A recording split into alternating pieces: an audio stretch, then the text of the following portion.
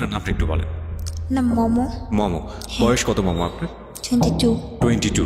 তো মমো, এই সিক্রেটস অনুষ্ঠানে আপনি আজকে লাখ লাখ মানুষের সামনে নিজের ভুলগুলো বা অপরাধগুলো কনফিউজ করতে যাচ্ছেন। আপনি জানেন যে ধরনের অনুষ্ঠানে এসে নিজের ভুল বা অপরাধগুলো বললে একটা সামাজিক মানে কি বলা যেতে পারে, একটা বিরূপ প্রতিক্রিয়া আপনার উপর পড়লেও পড়তে পারে। কারণ আমাদের সোসাইটিতে মেয়েদের এই ভুলগুলোকে বা অপরাধগুলোকে খুব একটা ভালো চোখে দেখা হয় না, আঙুল তাদের দিকেই তোলা হয়। তারপরও আপনি কেন আজকে এই অনুষ্ঠানে অংশগ্রহণ করতে যাচ্ছেন? কারণ আমার ভুলগুলো এত বেশি হয়ে গেছে যে যার জন্য মানে দেখা গেছে যে এখন আমি যদি নাও বলি তারপর আমার প্রবলেমগুলো হচ্ছে, এই জন্য চাচ্ছি যে বলেই প্রবলেমগুলো হোক। ওকে, তার মানে আপনি চাচ্ছেন যে বলেই প্রবলেমগুলো সলভ হোক। হ্যাঁ। ওকে, তারপরেও জানো আর আপনার মতো করে ভুল যাতে আর কেউ কখনো না কেউ করে। না করে। ফাইন, আমরা শুরু করতে চাই প্রিয় শ্রোতা। মূল পর্ব শুরু হয়ে গেছে সিক্রেটসের। এই অনুষ্ঠানটি মূলত যারা আসেন তারা নিজেদের ভুলগুলোকে উন্মোচিত করে, অপরাধগুলোকে উন্মোচিত করে আরেকজন মানুষকে সচেতন করে যান। বিশেষ করে আজকের এই জীবন গল্পটা আমি স্পেশালি মেয়েদেরকে বেশি করে শুনতে বলবো। টিনেজার মেয়ে যারা আছেন এবং যারা অনেক বেশি ইমোশনাল, দুই একটা ঘটনা আমাদের ফেসবুকে এরকম ভাইরাল হয় বিভিন্ন সেলিব্রিটিদেরকে কেন্দ্র করে, কিন্তু এই যে এই সব ঘটনা একদম সিমিলারলি যে আরও কত মানুষের জীবনে ঘটছে, প্রতি মুহূর্তে ঘটছে, সেটা ফেসবুকের কল্যাণে হোক বা আমাদের আধুনিক টেকনোলজির কল্যাণে হোক, বা ফেসবুক বা এই আধুনিক টেকনোলজি বাদ দিয়ে যেভাবে ঘটে যাচ্ছে আমাদের প্রতিনিয়ত, বিশেষ করে মেয়েরা যেভাবে ভিকটিম হচ্ছেন এই ভুলগুলোর কারণে, সেটা আজকের এই অনুষ্ঠান থেকে শুনে অনেকখানি সচেতন হবেন তারা, আমরা বিশ্বাস করি। ঠিক আছে, তো মামু আমরা শুরু করি। আপনার তো জানাই আছে কিভাবে এখানে গল্প বলে সবাই, বলুন। ছোটবেলা থেকে 8-10টা মেয়ে যেভাবে বড় হয় আমিও সেভাবেই হয়েছি। আপনার বাবা কি করতেন? তো আমার বাবার মানে আমার প্রবলেম হচ্ছে যে আমার ফ্যামিলি দিক থেকে আমার বাবা বডি মিস্ত্রি ছিল, গাড়ির বডি মানে গাড়ির হচ্ছে উনি বডি বানাতো। মেকানিক। ওকে, নিজের ছিল, বিজনেস ছিল। আর ছোটবেলা থেকে দেখে আসছি যে আমার বাবা ফার্স্ট একটা মহিলাকে বিয়ে করে। আপনার মা কি প্রথম স্ত্রী ছিলেন? আমার মা প্রথম ছিল। তো মহিলাটা ছিল আমাদের বাসার কাজের বুয়া। কাজের বুয়া বলে আমাদের বাসায় বয়স কত বা আপনি কোন ক্লাসে আমি পড়ছেন? অনেক ছোট, একদম ছোট। আমার মনে পরিবারের নেই। বড় সন্তান আপনি? হ্যাঁ, সবার বড়। আচ্ছা। তো ছোটবেলা থেকে এগুলো দেখতেছি। তো আমার মা অনেক সুন্দর। তারপর আর যে মহিলাটাকে আমার আব্বু বিয়ে করে উনি অনেক খারাপ দেখতে ছিল, অনেক মানে খারাপ বলতে খারাপ না, আমার আম্মুর কাছে ও কিছুই ছিল না। তো ছোটবেলা থেকে দেখেছি যে ওই কারণগুলোর জন্য আমার আম্মুকে অনেক টর্চার করা হতো। তো আমাদেরকে মানে বলতো যে মার সাথে থাকবা নাকি, আমার সাথে থাকবা, মার সাথে থাকলে চলে যাও, কিচ্ছু দিব না, এরকম। মানে ছোটবেলা থেকে আমরা 3 বোন ছিলাম, এক ভাই, 4 জন। তখন তো ভাই ছিল না। এরকম মানে মারামারি দেখতাম, এগুলো দেখলে খুব ভয় পেতাম, কান্নাকাটি করতাম। তো এগুলো দেখতে দেখতে ছোটবেলা থেকেই আর কি নিজের মধ্যে কেমন যেন হয়ে গেছি, মানে কারোর সাথে কথা বলতাম না, খুব বদমেজাজি হয়ে গেছি। মানে এগুলো দেখতে দেখতে আর ভালো লাগতো না। আচ্ছা। পড়াশোনাটাও ঠিক মতো করতে পারি নাই। এত ভালো একটা আমার আব্বু এত ভালো বিজনেস করার পরেও দেখা গেছে এসএসসিটা দিলাম, আমার আম্মু নিজের মানে গোল্ড রিং সেল করে তারপর আমাকে করে এক্সাম দেয়। তো তখন ফার্স্ট আমি নাচ শিখি। শেখার পর দেখলাম যে ওইখানে অনেক মেয়েরাই নাচে প্রোগ্রাম করে। আবার চিন্তা করতাম যে প্রোগ্রাম করতে যাব, বাবার সম্মানটাও তো দেখতে হয়, মানুষ খারাপ বলবে। তো এই জন্য আর ওইরকম প্রোগ্রাম করতাম না। হাতের কাজ শিখলাম ওইখান থেকেও ভালোই। ওইখান থেকে আমাকে সার্টিফিকেট দিয়ে দেয়, মানে কারচুপি কাজের। আচ্ছা। ওইখান থেকে আমি সার্টিফিকেট পাই। এটা কি এসএসসির পরে নাকি এসএসসির আগে? এসএসসির পরে। এসএসসির আগে পরে। না, কাজটা শিখি, হাতের কাজটা শিখি এসএসসির আগে। মানে সমসাময়িক সময় আর কি। ওকে। হ্যাঁ হ্যাঁ, এগুলোর মধ্যেই। তারপর পার্লারের কাজ শিখি।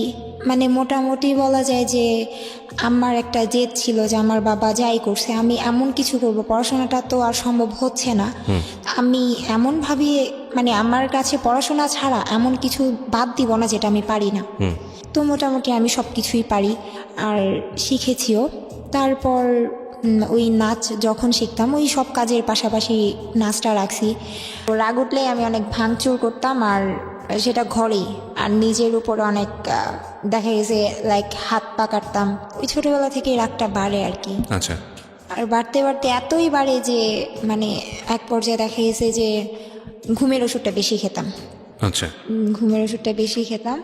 মাঝখানে এমন হয় যে ঘুমের মানে ফার্মেসিগুলোতে একটা নিয়ম করে দেয় যে প্রেসক্রিপশন ছাড়া ওষুধ দিবে না। তো তখন মানে পাগলের মতো করতাম, যে ঘুমাতে না পারলে, আমি এখনো পর্যন্ত ঘুমাতে পারি না, তো হাত পা কাটাকাটি করতাম, বিশেষ করে পায়ের হাঁটুর দিকটায় কাটতাম যেন কেউ না দেখে। তারপর আম্মু দেখলো যে আমার অবস্থা অনেকটা খারাপ হয়ে যাচ্ছে, প্লাস আমার আব্বু এই উল্টাপাল্টা করতেছে, আমি বড় হচ্ছি, এগুলো আসলে মানে একটা মেয়ের জন্য, একটা ফ্যামিলিতে একটা মেয়ের জন্য এই দিকগুলো অনেক খারাপ। যে ফ্যামিলিতে যদি কেউ শুনে যে বাবা এরকম করতেছে, সেখানে বিয়েতেও সমস্যা হয়, প্লাস মেয়েগুলোও মানে অনেক মানে যেমন আমি বিগড়ে যাচ্ছিলাম।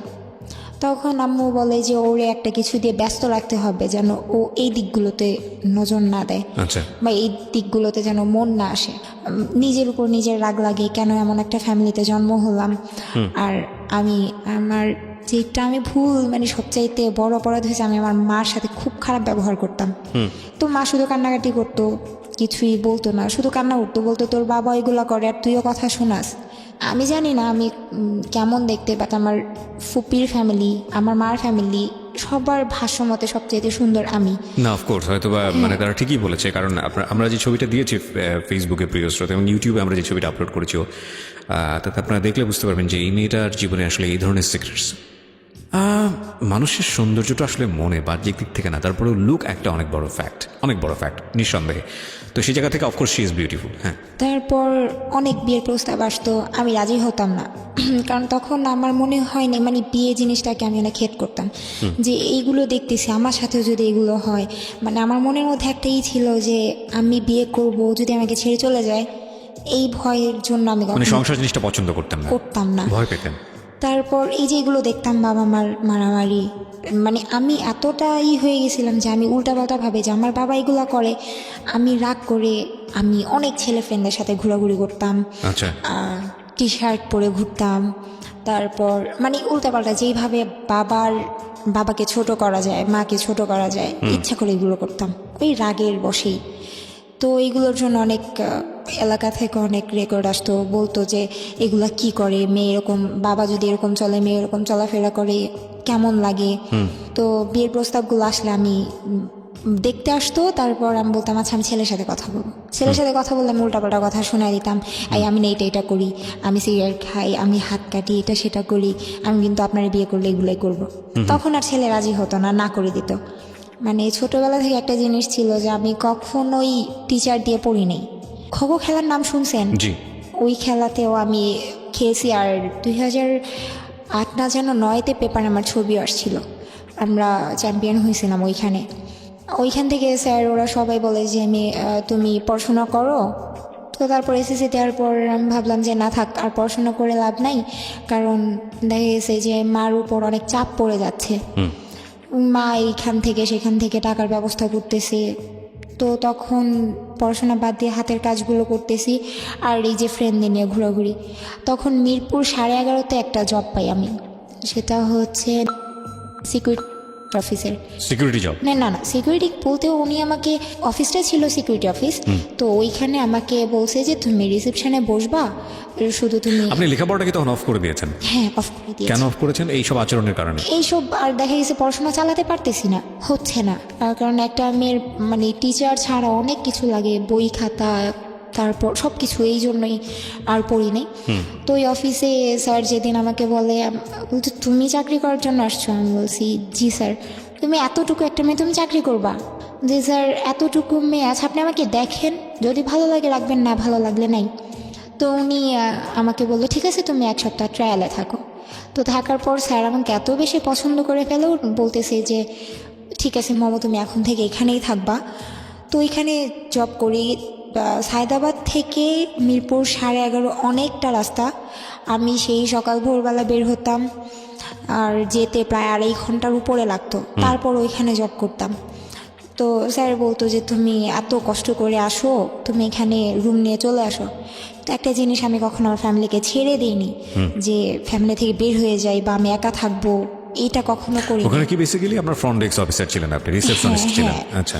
তারপর ওইখানে 1 মাস জব করার পর তারপর এর চাইতে ভালো একটা জব পেলাম। মানে দেখা গেছে যে এটা অনেক দূর হয়ে যায়, সেক্ষেত্রে আমার স্যালারি ছিল ওই সময়, আমার স্যালারি বলেছিল 8,000 টাকা, উনি দিয়েওছে 8,000 টাকা। তারপর মানে বসুন্ধরাতে আসলাম, বসুন্ধরা সিটিতে আমার এক দাদা আমাকে জব নিয়ে দেয়। ওইখানে ফার্স্ট ছিল 5,000, তারপর এরকম বাড়তে বাড়তে 8,000-এর মতো হয়। তো এরকম অনেক অনেক জায়গায় অনেক ভালো ভালো জব আসছে, ওইগুলোও করেছি। তারপর আম্মু মানে উল্টাপাল্টা তো চলতেছে, দিন দিন আমার রাগ শুধু বাড়ে। পরে আম্মু বলতেছে ওরে দেশেই রাখা যাবে না, আচ্ছা, ও মানে ওর এই ফ্যামিলিতেই রাখা যাবে না, ওইখানে থাকলে পাগল হয়ে যাবে। আম্মু আমাকে কান্নাকাটি করে অনেক অজুহাত দেখায়, দেখ তুই তো পড়াশোনা ছেড়ে দিছোস, তোর বোনদের তোর ভাইদের পড়াশোনাটা হোক, তুই চলে যা, ওইখানে তুই ভালো থাকবি। আর তুই তো ওয়েস্টার্ন ড্রেস পরে চলাফেরা করা খুব পছন্দ করস, ওইখানে তোর মন মতো সব কিছু হবে। তখন আমি ট্রেনিং করলাম। তো তখন আম্মু বলতেছে, আমি বললাম আম্মু আমি কী কাজে যাচ্ছি? বলতে তুই ফ্রি ভিসায় যাচ্ছিস, তুই যে কোনো একটা কাজ করে নিতে পারবি। তারপর দেশের বাইরে যেদিন যাব, আব্বু কিছুই জানতো না। এমনিতে আব্বু আমাদের খুব আদর করতো, আমাদের বলতে আমাকে বেশি করতো, কিন্তু আমার ভাল লাগতো না যে এই আদরের দাম কি, তুমি যদি উল্টাপাল্টাই করো এই আদরের দাম কি, তুমি ওখানে আমাদের আদরটা তুমি অন্য ছেলে মেয়েদের দিতেছো। তো এগুলো চিন্তা ভাবনা করতাম। তারপর যেদিন আমি চলে যাব তার আগের দিন আমি ব্যাগ ট্যাগ গোছানো শেষ, আব্বুকে বলতেছি, আব্বু বলতেছি কি বলো, আমার সাথে একটু যাবা? কই যাব? বলছি, তারপর আমি আমার আব্বুর হাতটা ধরে কান্না করে দিছি, বলছি যে আব্বু আমি চলে যাব। তারপর আব্বু আর কোনো কথা বলে নাই, আর আমাকে নাও করে নাই যে যেও না বা কিছু, বা তুমি কেন যাচ্ছ, রাগ, মানে ওনার মধ্যে কোনো কিছুই দেখলাম না। জাস্ট একটু মন খারাপ হয়েছে যে আমি চলে যাচ্ছি, যে একটা মেয়ে, এত ছোট একটা মেয়েও চলে যাচ্ছে, এরকম কোনো কিছু আমার আব্বুর ভিতরে ছিল না। তো এয়ারপোর্ট যখন আমি মানে পুরো রাস্তা আমি কান্না করতে করতে যাচ্ছিলাম। তো এয়ারপোর্ট যাওয়ার পর যখন আমি ভিতরে চলে যাব, আব্বু প্রচণ্ড কান্না করে, মানে আব্বুর কান্নায় ফার্স্ট টাইম দেখি, অনেক কান্না করে। তারপর আমি ওইখানে গেলাম, যাওয়ার পর আমি জর্ডান নামার পর 2টা প্লেন চেঞ্জ করতে হয়। ফার্স্ট আমাকে দুবাই না যেন আবুধাবিতে নামায়, 3 ঘন্টা পর তারপর আবার আরেকটা প্লেনে উঠতে হয়। তো দালাল আমাকে একটা লোকাল প্লেনের টিকিট করে দিয়েছিল, ফ্রি ভিসা বলেছিল কিন্তু ফ্রি ভিসা ছিল না। দেয়নি। আচ্ছা, প্লাস আমি এই যে যখন আমি যাচ্ছি প্লেনে ওঠার পর অনেক লং একটা জার্নি, আমি অবাক হই ওই জায়গায় যে আমাকে প্লেনে কোনো খাবারই দেওয়া হয় না, খাবার দেওয়া হয় না। এখন পরে শুনতে পারি, মানে আমি একজনকে জিজ্ঞেস করলাম যে আচ্ছা খাবার কেন দিল না? বলতেছে আসলে তোমার টিকিটটা লোকাল প্লেনের টিকিট কাটা হয়েছে, এখানে কোনো খাবার দিবে না, আচ্ছা। খাবারের জন্য আলাদা টাকা দিতে হয়। ওকে। তো আমি সম্পূর্ণ না খাওয়া ছিলাম। তো যখন আমি ওই দুবাই না যেন আবুধাবি নামাই প্লেনটা, তারপর 3 ঘন্টা, ওই 3 ঘন্টা আমি একটা বসেছিলাম, প্রচণ্ড ক্ষুধাও ছিল। তারপর একটা ছেলে বসা ছিল, ও দেখলাম যে কয়েন দিয়ে পানি নিচ্ছে, ওই যে ওইখানে মেশিনের মতো থাকে, কয়েন দিলে তারপর পানির একটা করে বোতল বের হয়। তা আমি বলতেছি ভাইয়া একটা কথা বলি, বলতেছি কি? আচ্ছা আমাকে একটু পানি দিলে ভালো হয়। তারপর উনি বলতেছে তুমি কি আসার সময় কোনো টাকা নিয়ে আসো নাই? যে ভাই আমি তো কখনো দেশের বাইরে আসি নাই, আমি কিছুই জানি না। তারপর উনি আমাকে একটা পানির বোতল কিনে দেয়, ওইটা নিয়ে আমি ওইটা অর্ধেকটা খাই, আর বাকিটা আমার সাথে ছিল যে আমি আবার প্লেনে উঠবো, আবার কতটা রাস্তা কে জানে, আবার কার থেকে খাবার চাইবো বা পানি চাইবো। তো ওই সারা দিন প্রায় 6 ঘন্টার উপরে, দ্বিতীয় প্লেনে 6 ঘন্টার মতো না খাওয়া ছিলাম। তারপর একটা এয়ারপোর্ট নামায়, একজন এসে নাম ডাকার পর মানে আমরা যারা যারা আছি তাদের সবাইকে নিয়ে একটা গাড়িতে করে চলে যায়। তারপর ওইখানে আমাকে ফার্স্ট একটা বাসায় দেয়া হয়। তো ওই বাসাটায় হয় মানে একটা প্রবলেম হয় যে একটা বাঙালি মেয়ে নিয়ে আসা হয়। ওইখানে এরকম হয় ফার্স্ট যখন কেউ যায় তখন তার কাজগুলো দেখা দেওয়ার জন্য আরেকটা মেয়ে আসে, আচ্ছা, সেও বাঙালি পুরনো। হ্যাঁ, আমার একটা বাঙালি আসে। তো ও এসে আমাকে বলতেছে, মানে ও আমাকে দেখে অনেক খুশি, আমি অনেক খুশি হই যে আমি একজন বাঙালি পেলাম। পরে বলতেছে ও কি, ওর বাসা কি ওর দেশ কি ফিলিপাইন? পরে বলতেছে যে না ও বাঙালি। মানে আপনাকে দেখে বলছিল যে আপনি ফিলিপাইনের কিনা? হ্যাঁ। হ্যাঁ। তারপর বলতেছে বাঙালি। ওর বউটা বলতেছে, মানে ওই লোকটার ওয়াইফ বলতেছে না তুমি দুষ্টামি করতেছো। বলতেছে না আমি দুষ্টামি করতেছি না, ও বাঙালি। তারপর যখন বাঙালির সাথে কথা বললাম তারপর উনি বিশ্বাস করলো। আর ওই মেয়েটা ছিল, মানে আমি যেই মালিকের বাসায় মানে কাজ করতাম, ওই মালিকের মার বাসায় এই মেয়েটা কাজ করতো। মানে মার বাসা থেকে এই মেয়েকে নিয়ে আসছে আমাকে কাজগুলো দেখা দেওয়ার জন্য। তো তখন মানে কাজ দেখায় দিচ্ছে, 2 দিন 3 দিন অনেক ভালো কাটলো। তারপর আমরা সবাই মিলে ওদের বাসায় বেড়াতে গেলাম, মানে আমার মালিকের মার বাসায়। ওই বাঙালি যে ছিল ও ওই বাসায় কাজ করে। তো এখানে যাওয়ার পর ও আমাকে ফোন দেওয়া হয়, বলে যে তোমার ফোন আছে? আমি বলছি হ্যাঁ ফোন আছে, কিন্তু সিম কার্ড তো নেই। তো সিম কার্ড কিনে দিল। তো মানে ওই মেয়েটা, ওই বাঙালিটা, ও আর আমি একসাথে রাতে ঘুমাতাম, মানে যখন ওই বাসায় বেড়াতে যেতাম। তো আমার মালিকের মানে বেবি হয়, তো অনেক ছোট, নিউবর্ন। তো এই জন্য অনেক দিন, প্রায় 15-20 দিনের মতো মার বাসায় থাকা হয়। তো এই 15-20 দিন আমি ওই বাঙালির সাথে একসাথে ঘুমাই, তো একসাথে কাজ টাজ করি দুইজনে। আর তারপর দেখতাম ও না অনেক অনেক লং টাইম ফোনে কথা বলতো। তখন বলতাম আচ্ছা তুমি বাংলাদেশে যে কথা বলো, তুমি এত টাকা কই পাও? পরে বলতেছে যে এত টাকা কোথায় পাই, টাকাটা হচ্ছে আমার বেতন থেকে কাটে। আমি বলছি আচ্ছা ঠিক আছে, বেতন থেকে কাটে। তারপর ওর ফোন দিয়ে কয়েকদিন কথা বললাম। পরে একদিন হঠাৎ করে আমি দেখতেছি যে ওর কার্ড শেষ হয়ে গেছে, তারপর মানে ফোনের কার্ড শেষ হয়ে গেছে, ও আবার ফোনের কার্ড আনছে। বললাম তুমি টাকা কই পাইছো? পরে বলতেছে যে একটা কথা বলি, কাউরে বলবা না তো? না, আমাকে তুই করেই বলতো, যেহেতু ফ্রেন্ডের মতো ছিলাম। বলতেছে কাউকে বলবি না। বলছে আচ্ছা ঠিক আছে বলবো না, বলো। আমি আরবি ভাষা জানি না, আমি কিভাবে বলবো? পরে ওই মেয়েটা মানে বলতেছে যে আমি টাকাটা যখন আমার মানে মালিকের মানে মালিককে তো বাবা বলা হয় আর মহিলাকে মামা বলা হয়, বলতেছে আমি বাবার প্যান্টের পকেটে পাইছি। তুমি প্যান্টের পকেটে পাইছো কেন, টাকাটা ফিরাই দিলা না? বলতেছে যে পাইছি, এটা ওনাদের হিসাবের মধ্যে নেই, আর আমারও তো কার্ড শেষ হয়ে গেছে এই জন্য। পরে আমি আর কিছু বলি নাই, ভাবলাম যে আমি একটা বাঙালি হয়ে তো আরেকটা বাঙালির ক্ষতি করেও লাভ নাই, প্লাস আমি ভাষাও জানতাম না। তো ও একটা পর্যায়ে মানে ওর সাথে চলতে চলতে এতটা ক্লোজ হয়ে যে ও আমাকে সব সত্যি বলে দেয়, যে ও 2-1 দিন পর পরই ওই মালিকের ঘর যখন গুছাতে যেত তখন ওই মালিকের পকেট থেকে টাকা চুরি করতো।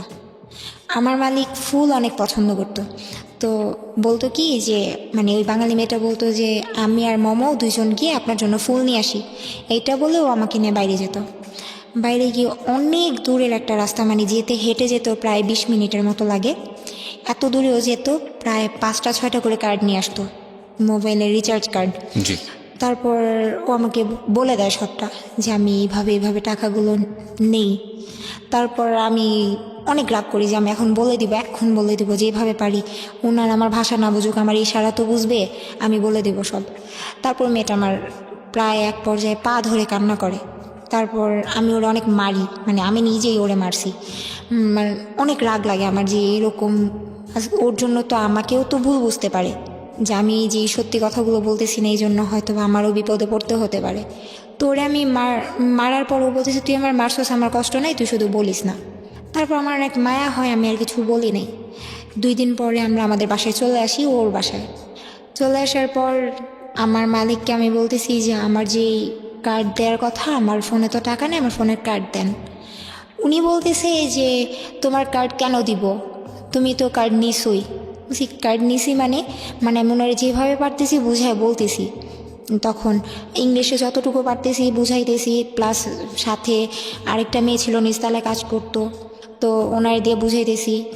এখন বলতেছে যে শারমিন, তো বলতেছে মানে ওই মেয়েটার নাম শারমিন বলতেছে যে তুমি ওর কার্ড নিয়ে নিছো, প্লাস তোমার এত বড় সাহস, তুমি আমার বাবার পকেট থেকে টাকা চুরি করছো। আমি জাস্ট মানে আকাশটা আমার মাথার উপর ভেঙে পড়ছে যে আমি কি করলাম। মানে ওই মেয়েটা বুঝাইছে যে আমি ওই লোকের পকেট থেকে টাকা চুরি করছি, অথচ আমি ভাষাও জানতাম না, এই জন্য বুঝায় বলতে পারতেছিলাম না। এটা বলার পর আমি প্রচণ্ড কান্নাকাটি করি, বলি যে আমি এটা করি নাই। পরে উনি বলতেছে যে ওনাদের পাশে একটা ফ্ল্যাটের কাজ চলতেছিল, উনি বলতেছে যে ওরই নিয়ে এই ফ্ল্যাটের মধ্যে বন্ধ করে রাখো, আগামীকালকে পুলিশ আসবে, তারপর যা হওয়ার হবে। বেসিক্যালি আপনার কাজটা কি ছিল এখানে? বাসার কাজ। তো মানে আমি তো প্রথম মানে ওইখানে নতুন, যেহেতু মাত্র 15 দিন হয়েছে আমি আসছি, এর মধ্যে এত কাহিনী হয়ে গেছে। তো ওনার আমি বুঝাইতেই পারতেছি না যে আসলে এই কাজটা আমি করি নাই। আমি ওনাকে বোঝানোর ট্রাই করতেছিলাম যে আসলে আপনাদের এখানে দোকান কই, আমি তো চিনিই না। ও আমাকে নিয়ে গেছে দোকানে, আর ওই দোকানদারের কাছে আপনি একবার চলেন, আপনি জিজ্ঞেস করেন কার্ড কে নিত, আমি না ও। আসলে কথাগুলো তো বুঝিয়ে বলতেই পারি নাই। বুঝিয়ে বলতে পারলে হয়তো বা উনি দোকানদারকে জিজ্ঞেস করলে দোকানদার সত্যিই বলতো। তো আমি ওনার কিচ্ছু বলতে পারতেছি না, উনি জাস্ট আমাকে হাত ধরে টেনে পাশের ফ্ল্যাটে নিয়ে তালা মেরে দেয়। তারপর আমি অনেক কান্নাকাটি করি। ওই খালি রুমটার মধ্যে, এত বড় একটা ফ্ল্যাটের মধ্যে, মানে শুধু মার কথা মনে পড়তেছিল যে মার সাথে এত খারাপ ব্যবহার করছি। তো শুয়ে শুয়ে শুধু কান্না করতেছিলাম। তো কখন সকাল হবে, সকালে কি হবে এটার জানার জন্য। তো অনেক রাত হয়ে যাওয়ার পর দেখে যে আমি অনেক কান্নাকাটি করতেছি, ওনারা এনে আমাকে ওই ফ্ল্যাট থেকে এনে ওনাদের পাশে একটা রুমের মধ্যে আবার তালা মেরে দেয়। জি। তালা মারার পর সকাল 10টা বাজে, আমি কান্না করতে করতে কখন ঘুমিয়ে গেছি আমি বলতে পারি না। পরদিন সকাল 10টা বাজে আমার ঘরের তালাটা খুলে, আমি টের পাইনি, আমি ঘুমাইছিলাম। তো হঠাৎ করে মানে আমি ফিল করি যে আমার বুকের উপরে কেউ পাড়া দিয়ে দাঁড়ায় আছে। সেটা হচ্ছে ওই যেই মেয়ের বাসায় আমি গেলাম, মানে আমার মালিকের বাবা, ওই মেয়েটার মালিক এসে আমার বুকের উপরে পাড়া দিয়ে দাঁড়াইছে। তারপর আমি সহ্য করতে পারতেছিলাম না, উনি আমাকে ধরে উঠায়। উঠানোর পর উনি আর ওনার ওয়াইফ মিলে, মানে আমার মালিক কিছু বলেনি, আমার মালিক শুধু গালাগালি করতেছিল। আর ওই মেয়ে, আমি তাকায় তাকায় দেখতেছিলাম ওই মেয়েটা খুব ভালো পোশাক পরে হাসতে হাসতে আসতেছে। ওর ভাষা মানে ওরে আমি বাংলায় বলতেছি যে প্লিজ তুই এই কাজটা করিস না, তুই সত্যিটা বলে দে, সত্যিটা বলে দে, আমি এটা করি নাই। ও বারবার বুঝাইতেছিল যে আমি টাকা চুরি করছি। ওই সময়ে মানে বলা যায় এমনভাবে ওরা মারে, মানে আমার লাইফে মনে হয় কোনোদিন আমি এত মার খাইনি। আপনার গায়ে হাত তোলে? দুইজন, হাজব্যান্ড ওয়াইফ দুইজন একসাথে। তারপর আমার বুকের মধ্যে লাথি দিছিল। তো আমি অনেক দিন সিক ছিলাম, আমার হার্টের প্রবলেম হয়ে গেছিলো। আমি ওনারে বলতেছি, আমার মালিককে বুঝিয়ে বলতেছি দেখেন ম্যাডাম আমি এটা করি নাই। তারপর উনি আমার কথা কিছুই বুঝতেছে না, কারণ আমি তো বাংলায় বলতেছি, আর ওই মেয়েটা শুধু হাসতেছে। তো তারপর আমাকে নিয়ে বলতেছে, হয়তো ওনাদের মনে মায়া হয়েছিল কে জানে, ওনারা আমাকে পুলিশের কাছে না দিয়ে যে অফিস থেকে নিয়ে আসছিল ওই অফিসে দিয়ে আসে। বলতেছে যে ও চুরি করছে, ওরে রাখা যাবে না। তারপর আমি অফিসে এসে খুব কান্নাকাটি করি। তারপর বাংলাদেশে ফোন দেওয়া হয় ভিডিও কলে। বাংলাদেশের যেই দালাল আমাকে পাঠাইছে ওই দালালের কাছে ফোন দেওয়া হয়, কিন্তু দালাল আমার সাথে কথা বলে না, আমার আম্মুকে ডাক দিয়ে আনে। তারপর আমি খুব কান্নাকাটি করে বললাম যে মা এরকম এরকম কাহিনী, আমি চুরি করি নেই, তুমি তো জানোই আমি কেমন, হয়তো একটু বদমেজাজি, কিন্তু এরকম আমি কোনো দিন আমার দ্বারা সম্ভব না। তারপর বলতেছি ঠিক আছে মা, দেখি কি করা যায়। তারপর থেকে আর আমার আম্মু আব্বু কারোর সাথে কথা হয় না। তারপর একটানা 10 দিন এই অফিসে, একটা অফিসের মধ্যে 3টা পুরুষ থাকে, 3টা পুরুষের মাঝখানে এইভাবে বসে থাকা, সারা দিন না খেয়ে বসে থাকা। রাতে এই 10 দিন আমাকে সারাদিন অফিসে রাখতো, আর রাত হলে মানে যে কোনো একটা বাসায় নিয়ে যেত। ওই বাসায় আমাকে বলতো যে রাতটা এখানে থাকো, সকালে আমি আবার নিয়ে যাব। তো এক এক বাসায় দিয়ে আসতো। আমার মনে আছে যে আমি এমনও বাসায় আমাকে দিয়ে আসছে যে বাসায় ওয়াশরুমের পাশে বিছানা করে শুতে দিয়েছে। আর প্রচণ্ড ঠান্ডা ছিল, মানে শীতের দিন ছিল, আর ওই দিকে তো এমনিতেও অনেক ঠান্ডা, মানে ওই অবস্থাতে সহ্য করতে পারতাম না। একটানা 10 দিন এরকম, মানে কোনো রকম খাবার তো খেতে পারতাম না, ঘুমাতে পারতাম না, অনেক ঠান্ডা ছিল। কারণ ওদের হিটার ছিল রুমের মধ্যে, আমাকে শুতে দিত ঘরের বাইরে ওয়াশরুমের পাশে, ওইখানে কোনো হিটার ছিল না। ওইভাবেই 10 দিন থাকার পর ওরা আমাকে বাংলাদেশে পাঠিয়ে দেয়। তারপর আবার এখান থেকে বাংলাদেশে পাঠানোর পর আবার তার বলতেছে তুমি আসছো 15 দিনের জন্য আসছো, 15 দিন পর তুমি আবার চলে যাবা। তো আবার আমাকে পাঠিয়ে দেওয়া হয়। তারপর আমি যে একেবারে যে বাসায় 3 বছর ছিলাম ওই বাসায় থাকি। তো ওই বাসার মালিক এমনিতে খুব ভালো, মানে মহিলাটা অনেক ভালো ছিল, ওনার কাছে আমি সব কিছু বলি। ও তার সাথে বড় কথা, একদিন হয় কি, যে বাসায় আমাকে মারধর করা হয়, ওই যে বাসার থেকে আমাকে দেশে পাঠানো হয়েছে, ওই বাসায় একটা ছেলে ছিল। তো ওই ছেলেটা একদিন আমার হাত ধরে আমাকে বলতেছিল যে I like you, come with me, ওর সাথে ওর রুমে যেতে বলতেছিল। তো আমি ওই বাঙালি মেয়েটার দিকে তাকাচ্ছিলাম, আমি বলছি ও কী বলতেছে এগুলো, ওর সাথে আমি কিভাবে কি, মানে এটা কোনোদিনও সম্ভব না। ছেলেটা আমার হাত ধরে প্রচণ্ড রকমের টানাটানি করতেছিল। তারপর আমি ওর মার কাছে বিচার দিই এটা যে ও এরকম এরকম করে, হয়তো ওই রাগের বশেই আমার সাথে এরকম ব্যবহারটা করে, জানি না। তো তারপর যখন আমি নতুন বাসায় আসি, মানে বাংলাদেশ থেকে আবার যখন নতুন বাসায় আসি, তখন ওই মালিক বলে যে তুমি ওই বাসায় কেন থাকতে পারলা না। তোমাকে কেন রাখলো না। তারপর আমি সব কিছু বলি, সাথে ছেলের কাহিনীটাও বলি যে এই ছেলেটা আমার সাথে এরকম এরকম করে। পরে উনি বলতেছে যে আচ্ছা ঠিক আছে, আমার বাসায় কোনো ছেলে নেই, শুধু আমার হাজব্যান্ড আর আমার 2টা ছেলে হচ্ছে ছোট ছোট আর একটা মেয়ে। তো ওইখানেও সেম আরেকটা বাঙালি আসে, মানে তার মার বাসায় যে কাজ করে ওই বাঙালি আসে আমাকে কাজ বুঝিয়ে দেওয়ার জন্য। তো ওই বাঙালিটা অনেক বয়স্ক মুরব্বী ছিল, উনি আমাকে কাজ টাজ দেখায় দেয়। তো ওই সময় আমাকে ফোন দেওয়া হয়, বলে যে তুমি ওয়াইফাই কাকে বলে, তখন আমি বুঝতাম না।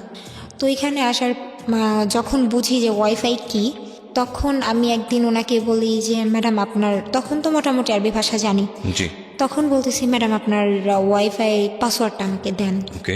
উনি দিবে না, উনি বলতেছে যে এত টাকা খরচ হয়, এটা হয় সেটা হয়, দেয়া যাবে না, তুমি সারাদিন মোবাইল নিয়ে পড়ে থাকবা। মানে ওই বাসার মহিলা ছিল পুলিশ আর মহিলার হাজব্যান্ড ছিল লয়ার। তো দুইজনেই বাইরে থাকতো, ছেলে মেয়েগুলো আমার কাছে থাকতো। ওয়াইফাই যেদিন নেয় লাইনটা, সেদিন আমি দেখি একটা কাগজের মধ্যে উনি আরবিতে পাসওয়ার্ডটা লিখতেছে। আচ্ছা, আরবিতে লিখতেছে, আরবি বলতে পারি বাট আরবিতে ওরা নাম্বার যে কী লিখতেছে সেটা তো বুঝতেছি না।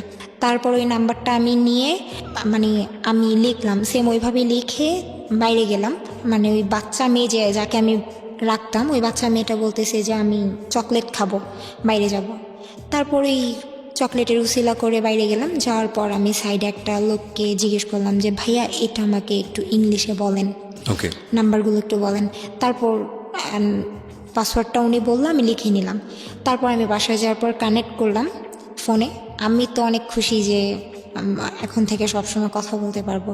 তো এরকম করে হঠাৎ করে একদিন আমার মালিক বুঝে যায় যে আমি ওয়াইফাই চালাচ্ছি। আচ্ছা, হঠাৎ করে আমার ফোনটা নিয়ে ভেঙে ফেলে, একেবারে গুঁড়ো গুঁড়ো করে ফেলে, চালাতে দিবে না উনি। এই ওয়াইফাইটা আপনি কেন চালাতেন?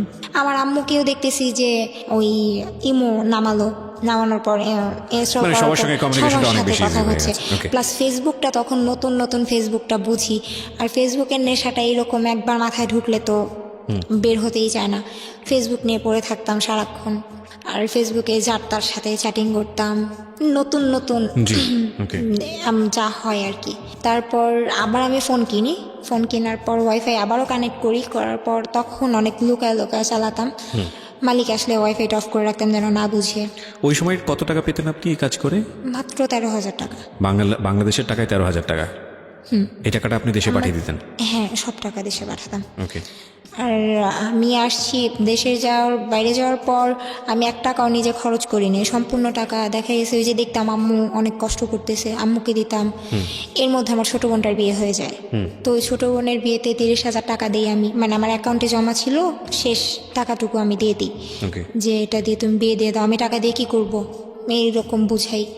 তারপর হঠাৎ করে মানে ফেসবুকে একজনের সাথে কথা হওয়ার পর হঠাৎ করে কেন যেন আমি বলতেছি দেখি কাকে ভাল লাগে, দুষ্টামি করে যে দেখি কাকে ভাল লাগে তার সাথে কথা বলবো। তো একটা ছেলের ছবি দেখলাম, দেখার পর আমি বলতেছি যে দেখতে অত একটা ভালো না, বাট অত একটা খারাপও না। তারপর আমি ওকে অ্যাড পাঠাই, ও অ্যাড অ্যাকসেপ্ট করে না। অ্যাকসেপ্ট না করার পর তারপর হঠাৎ করে একদিন আমি ফোন নাম্বারটা চাইলাম যে আপনি এত করেন, দেমাগ কেন দেখান। বলতেছে দেমাগে কি দেখলেন? আমি বলতেছি আপনি কি ভাবেন আপনি দেখতে অনেক সুন্দর, আপনি দেখতে অনেক পচা। পরে বলতেছে তাহলে কেন নক করছেন? আমি বলছি আমার ভালো লাগছে তাই, আমার একা একা এখানে থাকতে ভালো লাগে না। আচ্ছা, হ্যাঁ, আমার সময় ওই কাটানোর ছেলেটাকে আপনি জন্য। নিজে থেকেই নক করেছেন? আচ্ছা। আমি বললাম যে আমার সময় কাটানোর জন্য একজনকে দরকার, আমি তো আপনার সাথে প্রেম করবো না, আমি আপনার সাথে ফ্রেন্ডশিপ করার জন্য নক করছি। আচ্ছা। তারপর বলতেছে আচ্ছা ঠিক আছে। তো যখন বললাম আমি দেশের বাইরে, উনি বিশ্বাস করেনি। তারপর হঠাৎ করে একদিন আমি বলছি আচ্ছা ঠিক আছে লাইনে থাকো। লাইনে রেখে আমি আমার মালিকের সাথে আরবিতে কথা বললাম। তো ও আমার ভাষা শোনার পরে ও একেবারে মানে পাগল হয়ে যায়, বলতেছে যে তুমি এত সুন্দর করে আরবি বলতে পারো, তুমি যখন আরবিতে কথা বলতেছিলা আমি আসলে ভুলে গেছিলাম যে আসলে তুমি বাঙালি না, ওই দেশের আরবিয়ান। আর সবচেয়ে বড় কথা, ওই দেশের কেউ বিশ্বাস করতো না যে আমি বাঙালি। আচ্ছা। সবাই বলতো যে হয়তো বা ফিলিপিনি আর নয়তো অন্য কোনো জায়গার, বিশ্বাস করতো না। তারপর আমিও বলতাম হ্যাঁ আপনারা যা ভাবেন তাই আমি। আচ্ছা। তারপর এই যে ওর সাথে ফোনে কথা হতে থাকে, তো তখন আমি শুনতে পারি যে ছেলেটার নাম কি ছিল? ছেলেটার নাম ঠিক আছে, তো ওর সঙ্গে আপনি নক দিয়েছিলেন এবং আপনি কথাবার্তা আমি বলছেন ওর কথা সঙ্গে। বলতে থাকি। ওকে। তারপর আমি একটা পর্যায়ে যে শুনতে পাই যে ও আমাকে বলতো, ওর সাথে ফ্রেন্ডশিপ ছিল মনে হয় সর্বোচ্চ গেলে 1 সপ্তাহ। আচ্ছা। তারপর ওরে মানে ওকে আমি বলতাম যে আচ্ছা তুমি আমার জন্য একটা ছেলে খুঁজে, আমি রিলেশন করব যেন আমি দেশে এসে বিয়ে করতে পারি, যেহেতু বিয়ের জন্য ফ্যামিলি ইন দ্য মিনটাইম কি আপনারা কি ফেক আইডি ইউজ করতেন নাকি মানে ফেক বলতেন নিজেদের ছবি দিয়ে একদম সবকিছু নিজেদের জেনুইন? হ্যাঁ। ওকে। তারপর ছেলে দেখতে বললাম, তো ও বলতেছে আচ্ছা ঠিক আছে দেখতেছি। ও বলতেছে কিরকম ছেলে পছন্দ তোমার? আমি বললাম যে কিরকম ছেলে পছন্দ, আমি অনেক সবচেয়ে বড় কথা আমি লম্বা ছেলে অনেক পছন্দ করি, আর যেমনই হোক ছেলে যেন শিক্ষিত হয়, কারণ একটা শিক্ষিত মানুষ কোনোদিনও অ্যাটলিস্ট আমার বাবা মা যেরকম করে সেরকম করবে না। গায়ে কখনো হাত তুলবে না, গায়ে হাত তুলবে না, সংসারের মধ্যে অশান্তি করবে না, খারাপ ব্যবহার করবে না, এইগুলাই। তো তখন ও বলতো আচ্ছা ঠিক আছে, আর আমি ওর কাছে সব কিছু শেয়ার করতাম, আমার পাশে এটা হচ্ছে সেটা হচ্ছে, আমার বাবা মা এগুলো করতো। আসলে কি মন খারাপ থাকতো, শেয়ার করার কথাগুলো শেয়ার করার জন্য একজনকে দরকার ছিল। তারপর হঠাৎ করে ও অনেক ছেলেকে দেখায়, আমি আসলে বুঝাতে যাচ্ছিলাম আমার কাউকেই ভালো লাগে না, আসলে আমি তোমাকে পছন্দ করি। আচ্ছা, এটা আপনি বুঝতে চাচ্ছিলেন? বুঝাতে যাচ্ছিলাম। ওকে। ও বুঝতো কিন্তু আমাকে বুঝতে দিত না যে ও বুঝতেছে। তারপর হঠাৎ করে মানে আমার রাগ, মানে অনেক মেজাজ গরম হয়েছে। আমি কি তুমি কি বুঝো না, ঢং করো, তুমি বুঝতেছো ঠিকই যে আমি তোমাকে পছন্দ করি, তারপরে তুমি এমন কাহিনী করতেছো। পরে বলতেছে আচ্ছা ঠিক আছে তোমাকে আমি 20 তারিখে একটা কথা বলবো। কি কথা তুমি এখনই বলো? বলতেছে তোমার জন্য ছেলে দেখছি। ছেলে দেখছো, বলো না, নাম ছবি দাও। ও দিবে না, বলতেছে যা দেয় 20 তারিখে দিব। তো 20 তারিখ আসে, আমি তো ওয়েট করতেছি কার কথা বলবে কার কথা বলবে, আমি মনে মনে ভাবতেছিলাম হয়তো ও নিজের কথাই বলবে। তারপর আপনাকে বলেছিল কিছু, যে আপনি ওর ফেসবুক আইডি দেখে ওর সঙ্গে জিজ্ঞেস করছিলেন যে হ্যাঁ। তুমি কোথায় থাকো কি করো? হ্যাঁ, তখন কি বলেছিল? ওর বাসার ঠিকানা বলে যে আমি এখানে থাকি, পড়াশোনা করছে কিনা বা পড়াশোনা করছে। হ্যাঁ, কোথায় পড়াশোনা করছে? তখন অনার্স মনে হয়, অনার্সে পড়তেছে তখন। এরকম কথা বলেছে? হ্যাঁ। ওকে, ঠিক আছে। তারপর ওর সাথে কথা চলতে থাকে। 20 তারিখের ঘটনা? হ্যাঁ, রাত 12টা 1 ও আমাকে বলতেছে I think I love you. মানে কি? আপনার সঙ্গে ফেসবুকে কথা চলার কতদিন পরের ঘটনা এটা? এই তো 1 সপ্তাহ পর। 1 সপ্তাহ পর? 1 সপ্তাহের মধ্যে? 1 সপ্তাহের মধ্যে। I think I love you. Okay. হ্যাঁ। তারপর আমি বলতেছি যে কি বলছো আমি শুনিনি। ও বলতেছে আই লাভ ইউ। তারপর আমি অনেক খুশি যে আসলে আমি যেটা চাইছিলাম, আমি তো চাইছিলাম ও আমাকে প্রপোজ করুক। তারপর আমি ওকে আই লাভ ইউ টু বলে ফোনটা রেখে দিই।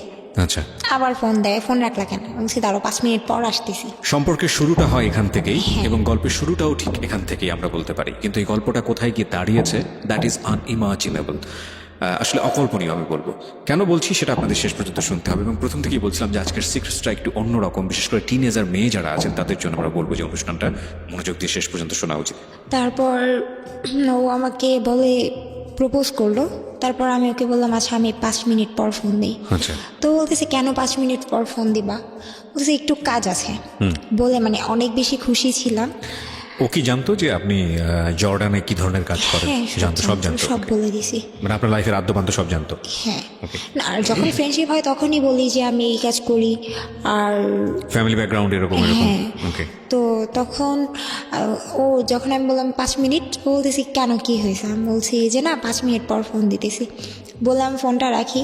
মজার কথা আমি আমার রুমে গিয়ে এত বেশি খুশি ছিলাম, মানে আমি আমার খাটের উপর প্রচণ্ড লাফালাফি করতেছিলাম, একটা পর্যায়ে আমার খাটটা ভেঙে গেছিল। ওহো, ওকে। ও যে খুব বেশি সুন্দর তাও না, মানে আমার দিক থেকে অনেক। আচ্ছা। তো ওর সাথে রিলেশন হওয়ার পর আস্তে আস্তে মানে ওর সাথে কথা চলতে থাকে। তো এর মধ্যে হঠাৎ করে একদিন বলতেছে, না সারা রাত কথা বলতো, আমরা দুইজন একসাথে কথা বলতাম ভিডিও কলে। টাইমের একটা ব্যাপার ছিল যে বাংলাদেশের 4 ঘন্টা ডিফারেন্স ছিল। মানে আগানো না পেছানো? আগানো ছিল। ওরা ছিল আগানো। হ্যাঁ, আচ্ছা, ওকে। বাংলাদেশ ছিল আগানো। তো এখন আমি যখন ফোন দিতাম ওর এখানে, আমার এখানে যদি রাত 10টা বাজতো, ওর এখানে প্রায় অনেক রাত হয়ে যেত। তো এখন ভিডিও কলে ও কি করতো, ভিডিও কলে আমার সাথে লাইনে থাকতো। আমি বলতাম যে আমি সারাদিন এত কাজ করছি, আমার খুব খারাপ লাগতেছে, আমি একটু ঘুমাই। আচ্ছা। ও বলতেছে হ্যাঁ ঘুমাও। ও লাইনে থাকতো, আমি ফোনটা এক সাইডে রেখে আমি ঘুমিয়ে যেতাম, মানে এমনভাবে রাখতাম যেন আমাকে দেখতে পারে। ওকে। তো মানে এইভাবে সম্পর্কটা এরকম ঘুমাতাম। পর্যায়ে ছিল? হ্যাঁ, এত ভালো ছিল। ইভেন আমি যখন গোসল করতে যেতাম ও বলতো যে আমি লাইন আছি, তুমি 24 ঘন্টা আমাকে লাইনে রাখবা। তো তখনও আমি বেসিনের উপর ফোনটা রেখে আমি আমার মতো গোসল টোসল শেষ করে ঘরে আসতাম। মানে এটা কি মানে এরকম একটা সেন্সিটিভ মুহূর্ত ওকে আপনি সাথে রাখতেন? হ্যাঁ, মানে 24 আওয়ার্সও আমার সাথে থাকতো। ওকে তো ওকে। তারপর খাওয়া দাওয়া সব কিছুতেই।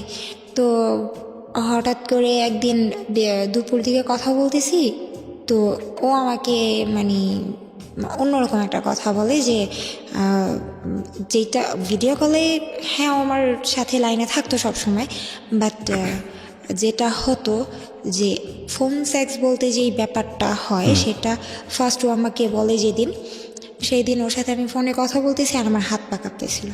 আমি বলছি যখন আমি তোমার সাথে ভিডিও কলে কথা বলি তখন তো আমি তোমার দিকে তাকাই না, আমি আমার মতো কাজ করতে থাকি, এই জন্য অত একটাই লাগে না। তো কথা বলতে বলতে হঠাৎ করে মানে আমার হাতে একটা ব্যাগ ছিল, ব্যাগের মধ্যে মানে ওই বাচ্চারা খেলে না, ওরা মনে হয় গ্লাস গ্লাস ভেঙে রেখে দিছিল। তো ওইটার সাথে ওর সাথে ফোনে কথা বলতে বলতে আমি এতই হয়ে গেছি, ওইটার সাথে লেগে আমার ডান পায়ের এই যে হাঁটুর নিচে এই জায়গাটায় এতটা কাটে, মানে আমি টেরও পাই না, মানে টেরও পাননি? কেটে গেছে আচ্ছা। Already, Okay. মানে একদম রক্ত দিয়ে ভেসে যাচ্ছে, আমি বলতে পারি না, জি। বাসায় কেউ ছিল না। তো হঠাৎ করেই আমার এমন একটা অবস্থা, ওরে আমি বলতেছি আচ্ছা আমি একটু আমার কেমন যেন লাগতেছে, বলতেছি কি হয়েছে, আচ্ছা পাটা এত গরম লাগতেছে কেন। তখনও ওর সাথে আমি লাইনে কথা বলতেছি, বলছে কেন তুমি কি করতেছো, না কিছু করি না, আমি পায়ে না একটু আগে ব্যথা পেয়েছি। বলছে কিভাবে ব্যথা পেয়েছো, বলতেছে দেখো কি হয়েছে। তো যখন আমি পায়ের দিকে তাকাই ফার্স্ট আমার ফ্লোরের দিকে চোখ যায়, যেমন ফ্লোরটা পুরো একদম ব্লাড দিয়ে যাতা অবস্থা। তো আমি আমার পাটা কাপড়টা উঠায় দেখতেছি পা থেকে, মানে রেলে কাটা লাশ যেরকম হয়ে যায়, একদম মাংসটা ভিতর থেকে একেবারে কেটে যায়, এইরকম একটা অবস্থা হয়ে গেছে, অথচ আমার হুশই নেই, ওর সাথে কথা আমি এত ব্যস্ত। তো এটা দেখার পর আমি অনেক জোরে চিৎকার করি, বাসায় কেউ ছিল না, বাচ্চাগুলো স্কুলে ছিল। তো ও তখন চিৎকার শুনে ভিডিও কল দেয়। তো ভিডিও কলটা আমি রিসিভ করার পর ওকে আমি দেখানোর পর ও কান্নাকাটি করতেছে, কি হয়েছে তাড়াতাড়ি পা বাঁধো। তো সাথে আমার একটা কাপড় ছিল, হেজাব ছিল, হেজাবটা খুলে আমি পাটা বাঁধি। তারপর এক পর্যায়ে ওইটা দেখার পর আমি সেন্সলেস হয়ে যাব এমন অবস্থা। ও শুধু আমার ফোনটা তো আমার হাতেই ছিল, ও ও আমাকে বলতেছে যে গেটটা খুলো, চিৎকার করে আমাকে ডাকতেছে মামা গেটটা খুলো, গেটটা খুলো। তুমি যদি এখন গেটটা না খোলার, যদি তুমি এইভাবে এই বন্ধ ফ্ল্যাটের মধ্যে যদি তুমি সেন্সলেস হয়ে যাও, হয়তো বা ব্লিডিং হতে হতে তুমি মারাও যেতে পারো। রাইট। তো আমি বারবার আমার পায়ের দিকে তাকাচ্ছি আর চিৎকার করতেছি। তারপর কোনো রকমের মানে পড়ে গেছি আমি মাটিতে। ও আমাকে ডাকতেছে, বলতেছে যে তুমি যদি এখন না উঠে গেটটা যদি না খুলো, তোমার সাথে আমার কোনো সম্পর্ক রাখবো না। এইটা শোনার পর আমি কিভাবে যে উঠছি আমি নিজেও জানি না, আমি গেটটা খুলছি। খোলার পর 4 তলায় আমার ফ্ল্যাটটা ছিল, আমি নিচে গেছি। নিচে যাওয়ার পর তারপর আমাকে ওই একজন দেখার পর আমাকে হসপিটালে নিয়ে যায়। তখন ও ফোনটা রাখে যে আমি হসপিটালে যাচ্ছি। ওই পর্যন্ত যতক্ষণ ওর সাথে কথা বলতেছিলাম ভালো ছিলাম, যখন হসপিটালে যাওয়ার পর আমার পায়ের কাপড়টা খুলে তারপর আমি দেখার পর একেবারে সেন্সলেস হয়ে যাই। ওকে।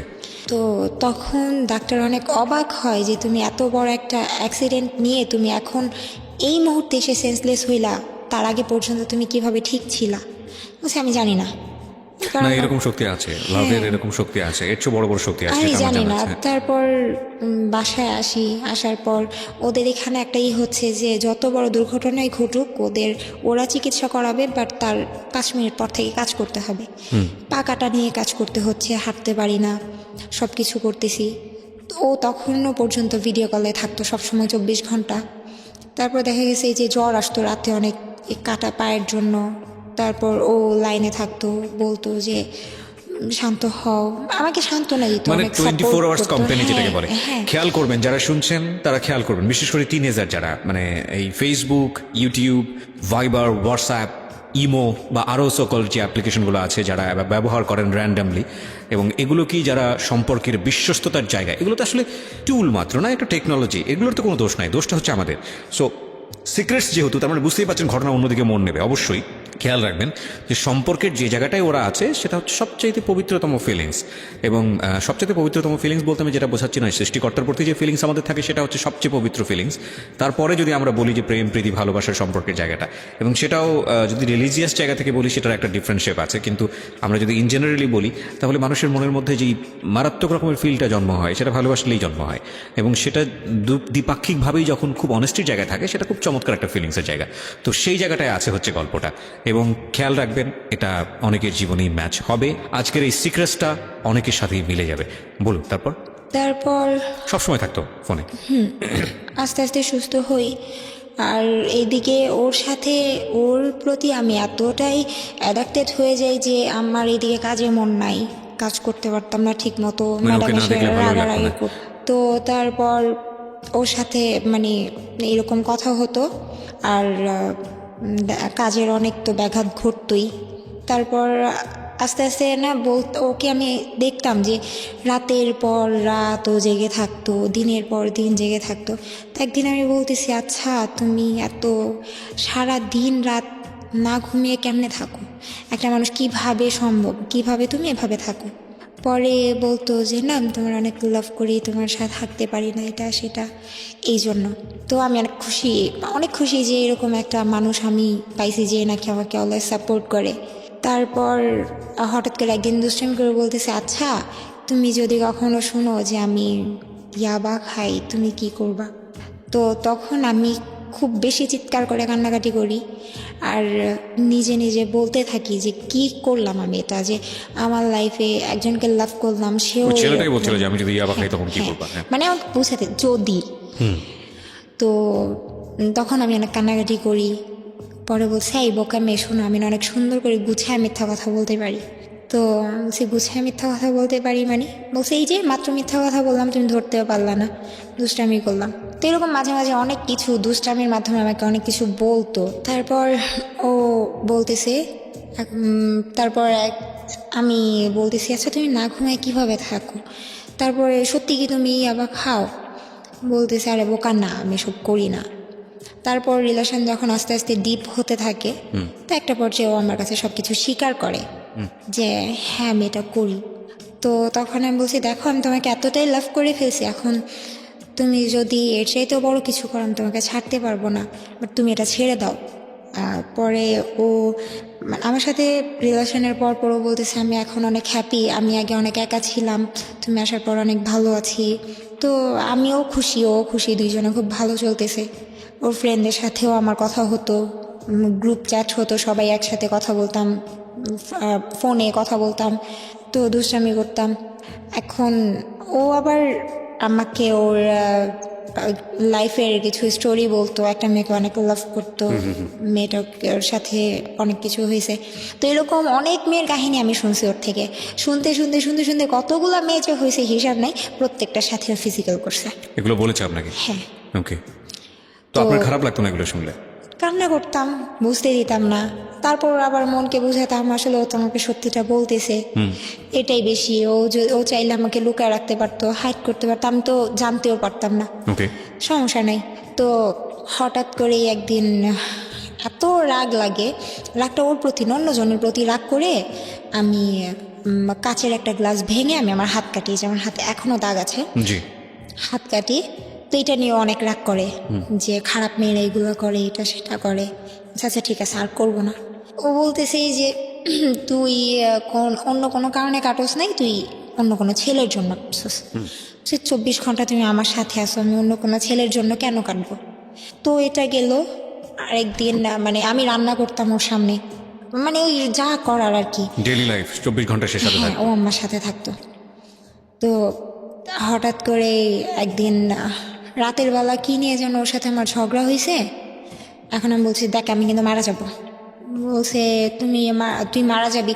আর ও অনেক খারাপ ভাষায় গালি দিত আর এবং মিথ্যা সেগুলো বলতো। আপনার কাছে মধুর লাগতো? হ্যাঁ মধুর লাগতো প্রথম এক্স্যাক্টলি, হ্যাঁ, প্রথম এগুলো সত্যি। মধুর লাগে। আমি কিছুই বলতাম না। তারপরে আস্তে আস্তে যখন দেখি গালির পরিমাণ বাড়তেছে, আমিও তখন গালাগালি শুরু করে দিই। ওকে। মানে ও যেমন ওর বাবা মা তুলে গালি দিচ্ছে, তখন আমি ওর বাবা মা তুলে গালি দেওয়া শুরু করি। এটা কি মানে আপনাদের তখনও দেখা হয়নি, সবকিছু দেখা ভার্চুয়ালি হয় হচ্ছে, নাই। মানে ভিডিও কল টল এগুলোর মধ্যে? ভিডিও কলে সব হচ্ছে, ওর সামনে গোসল করতেছি, ফোন সেক্স হচ্ছে, সব হচ্ছে। ওকে তো কিন্তু ওর সাথে আমার এখনো দেখাই হয়নি। ওকে, পয়েন্ট করবেন এগুলো, কারণ আমরা এই যুগেই বসবাস করি। ইনফ্যাক্ট আজকালকার যুগে একটা মানুষকে রিচ করা দেশের এই প্রান্ত থেকে বিশ্বের যে কোনো প্রান্তেই থাকুক না কেন, ইটস মানে টাইম ফ্যাক্ট, কয়েক সেকেন্ডের ব্যাপার। টেকনোলজি আমাদেরকে সেই জায়গাটায় নিয়ে গেছে। একটা সময় ছিল যখন আমরা শুনেছি এরকম আমাদের নানি দাদিদের কাছ থেকে, বাবা মায়ের কাছ থেকে, যে একটা ছেলে এবং একটা মেয়েকে প্রপোজ করতে মাসের পর মাস চলে যেত, বছরের পর বছর চলে যেত, রাস্তায় দাঁড়িয়ে থাকতে থাকতে স্যান্ডেলের তলা ক্ষয় হয়ে যেত, তারপরেও সে প্রপোজ করার সাহসটা পর্যন্ত পেত না, এবং তারপর সে সম্পর্ক মোড় নিতে তো আরও সময়ের ব্যাপার। কিন্তু এখন বিষয়টা এরকম হয়, সম্পর্কে মোড় নেওয়া, তারপরে বিবাহ সাথী, তারপরে ঘর সংসার, তারপরে শারীরিক সম্পর্ক, বিভিন্ন বিষয় থাকে না? তো এখানে বিষয়টা হয়ে গেছে এরকম যে আগে সব কিছুর আগে শারীরিক সম্পর্ক। কারণটা হচ্ছে এটা খুব সহজেই প্রপোজ করার পেছনের অন্যতম কারণটা হচ্ছে, ছেলেটা যখন মেয়েটাকে বলছে, বা ভাইস ভার্সা যদি বলি, মেয়েটা যখন ছেলেটাকে বলছে, তখন কোনো দায় থাকছে না। দায় বলতে আমি যেটা বোঝাচ্ছি, যে আমি যে কথাটা বললাম মেয়েটাকে বা ছেলেটাকে বললাম, যদি ছেলেটা মন খারাপ করে কিংবা মেয়েটা যদি মন খারাপ করে, তাহলে যদি সে কোনো অ্যাকশন নেয়, সে অ্যাকশনটা কত দূর পর্যন্ত যেতে পারে। এই জায়গাটায় আমাদের একটা প্রচণ্ড রকমভাবে সিকিউরিটি আছে, যে ভার্চুয়াল বলা এইসব হয়, এবং ঠিক আছে, it's okay, let's do it, দরকার কি সম্পর্কে যাওয়ার জন্য। কিন্তু মূল কথা হচ্ছে, একবার যদি আপনি এই সব জায়গাতে ঢোকেন এবং সেটা যদি বিশ্বস্ততার সম্পর্ক না হয়, কিংবা বিশ্বস্ততার সম্পর্ক না হয়েও যদি এরকম বিষয় হয়, যদি লস হয় তাহলে দ্বিপাক্ষিকভাবেই লস হওয়ার সম্ভাবনা আছে, সেই জায়গাটাও যদি না হয়, তাহলে এটা অনেক বড় একটা বিপদের কারণ হতে পারে। আমরা এ কথা বললেও যে কালকে থেকে এইসব সব কিছু বন্ধ হয়ে যাবে ইন্টারনেটের দুনিয়াতে, এটা আমি বিশ্বাস করি না। তবে কিছু মানুষ সতর্ক হবে, আর আজকের এই গল্পটা শুনলে অনেকেই সতর্ক হবে, এবং শুধু সতর্ক না, ভয়ানকভাবে সতর্ক হবে সামনের দিকে আগে। তারপর আমি দুজন এত রাগারাগি, এত গালাগালির মধ্যে পরে হঠাৎ করে কি নিয়ে যেন অনেক বড় একটা ঝগড়া হয়। তো ওরে আমি বলতেছি, দেখ আমি কিন্তু সুইসাইড করব। বলতেছে, আর আমি একটু বলি যে আমার রুমটা ছিল, বাড়িটা ছিল ডুপ্লেক্সের নিচতলাতে ছিল বসার রুম, দোতলাতে ছিল শোয়ার রুম, আর দোতলার সাইডে আরেকটা মানে আলাদা করে ছাদের মতো করা, যেখানে সাইডে বাগান করা, আর আমার রুমটা ছিল তার পাশেই। মানে আমার মেট হিসেবে ছিলেন, মানে সার্ভিস দিতেন। তো আমার ওই সাইড, আমার রুমটা এমন একটা সাইডে ছিল, প্লাস আমার রুমের বাইরে যে মেন গেটটা থাই গ্লাস লাগানো ছিল, যে আমি যদি এখানে চিৎকার করে মরেও যাই, আমার পাশের রুমের কেউ শুনবে না। একটু দূরেতে ছিল রুমগুলো। তো ওরে আমি বলতেছি যে দেখো, বাড়িটা কি একজনেরই ছিল? হ্যাঁ, একজনেরই ছিল। মালিক কি করতেন বাড়ির? মালিক লয়ার, আইনজীবী ছিলেন। হ্যাঁ। ওকে। তো ওরে আমি বলতেছি, দেখো আমি এখানে একা একা থাকি, আমার ফ্যামিলি ছাড়া থাকি, এমনিতেই মানসিক একটা চাপ আমার ভিতরে, আর আমি বাবা মা ছাড়া কখনো থাকি না, এখানে থাকি। তোমাকে নিয়ে আমি হয়তো বা ভালো আছি, বাট তুমি এমন কিছু করো না যাতে আমার উল্টাপাল্টা আমার মরে যেতে ইচ্ছা করে। ওকে। তো ওরে আমি বলতেছি, ও আমাকে তুই করে বলতেছে, আমি তুই করে বলতেছি, আমি দেখ আমি কিন্তু মরে যাব। বলতেছে যে যা, তাতে আমার কি? বলছে সত্যি কিন্তু। পরে বলতেছে যে হ্যাঁ মরে যাবি, কী করবি? আমি গলায় দড়ি দিব। পরে বলতেছে আচ্ছা ঠিক আছে, গলায় দড়ি দিবি, পারলে আমার সামনে দে, সব কিছু তো আমার সামনে করো, সেটা আমার সামনে কর। বলছি আচ্ছা ঠিক আছে করব। তো আমি নিচের কাজটা শেষ করে ম্যাডামকে বিদায় দিলাম। বললাম যে ম্যাডাম আমি এখন ঘুমাবো, আমার অনেক খারাপ লাগতেছে, আমি একটু যাই, শরীরটা খারাপ। বলতেছে আচ্ছা ঠিক আছে চলে যাও। এগুলো কি আপনি আরবিতে বলতেন? হ্যাঁ, সম্পূর্ণ আরবিতে। আমি এখনও পুরো সম্পূর্ণ আরবিতে কথা বললে হয়তো কেউ বুঝবেই না, আমি বাঙালি না, আরবিয়ান।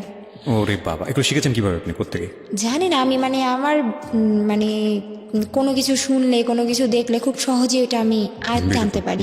তারপর ম্যাডামকে বললাম, বলার পর এখন ম্যাডাম বলতেছে যে তোমার মুখটা এমন লাগতেছে কেন? তুমি কি দেশে কথা বলছো? তোমাকে দেশে টাকা পাঠানো লাগবে? না, আমার টাকা পাঠানো লাগবে না। তো আরবিতে কথাটা বলার পরে আমি বলছি, আমি যদি না থাকি আমি টাকা দিয়ে কী করবো? বাংলায় বলছি কথাটা, আরবিতে ওইটা বলার পর বাংলায় এটা বলছি। তো ম্যাডাম বলতেছে এই তুমি বাংলায় কি বললা? তুমি কি আমার গালি দিলা?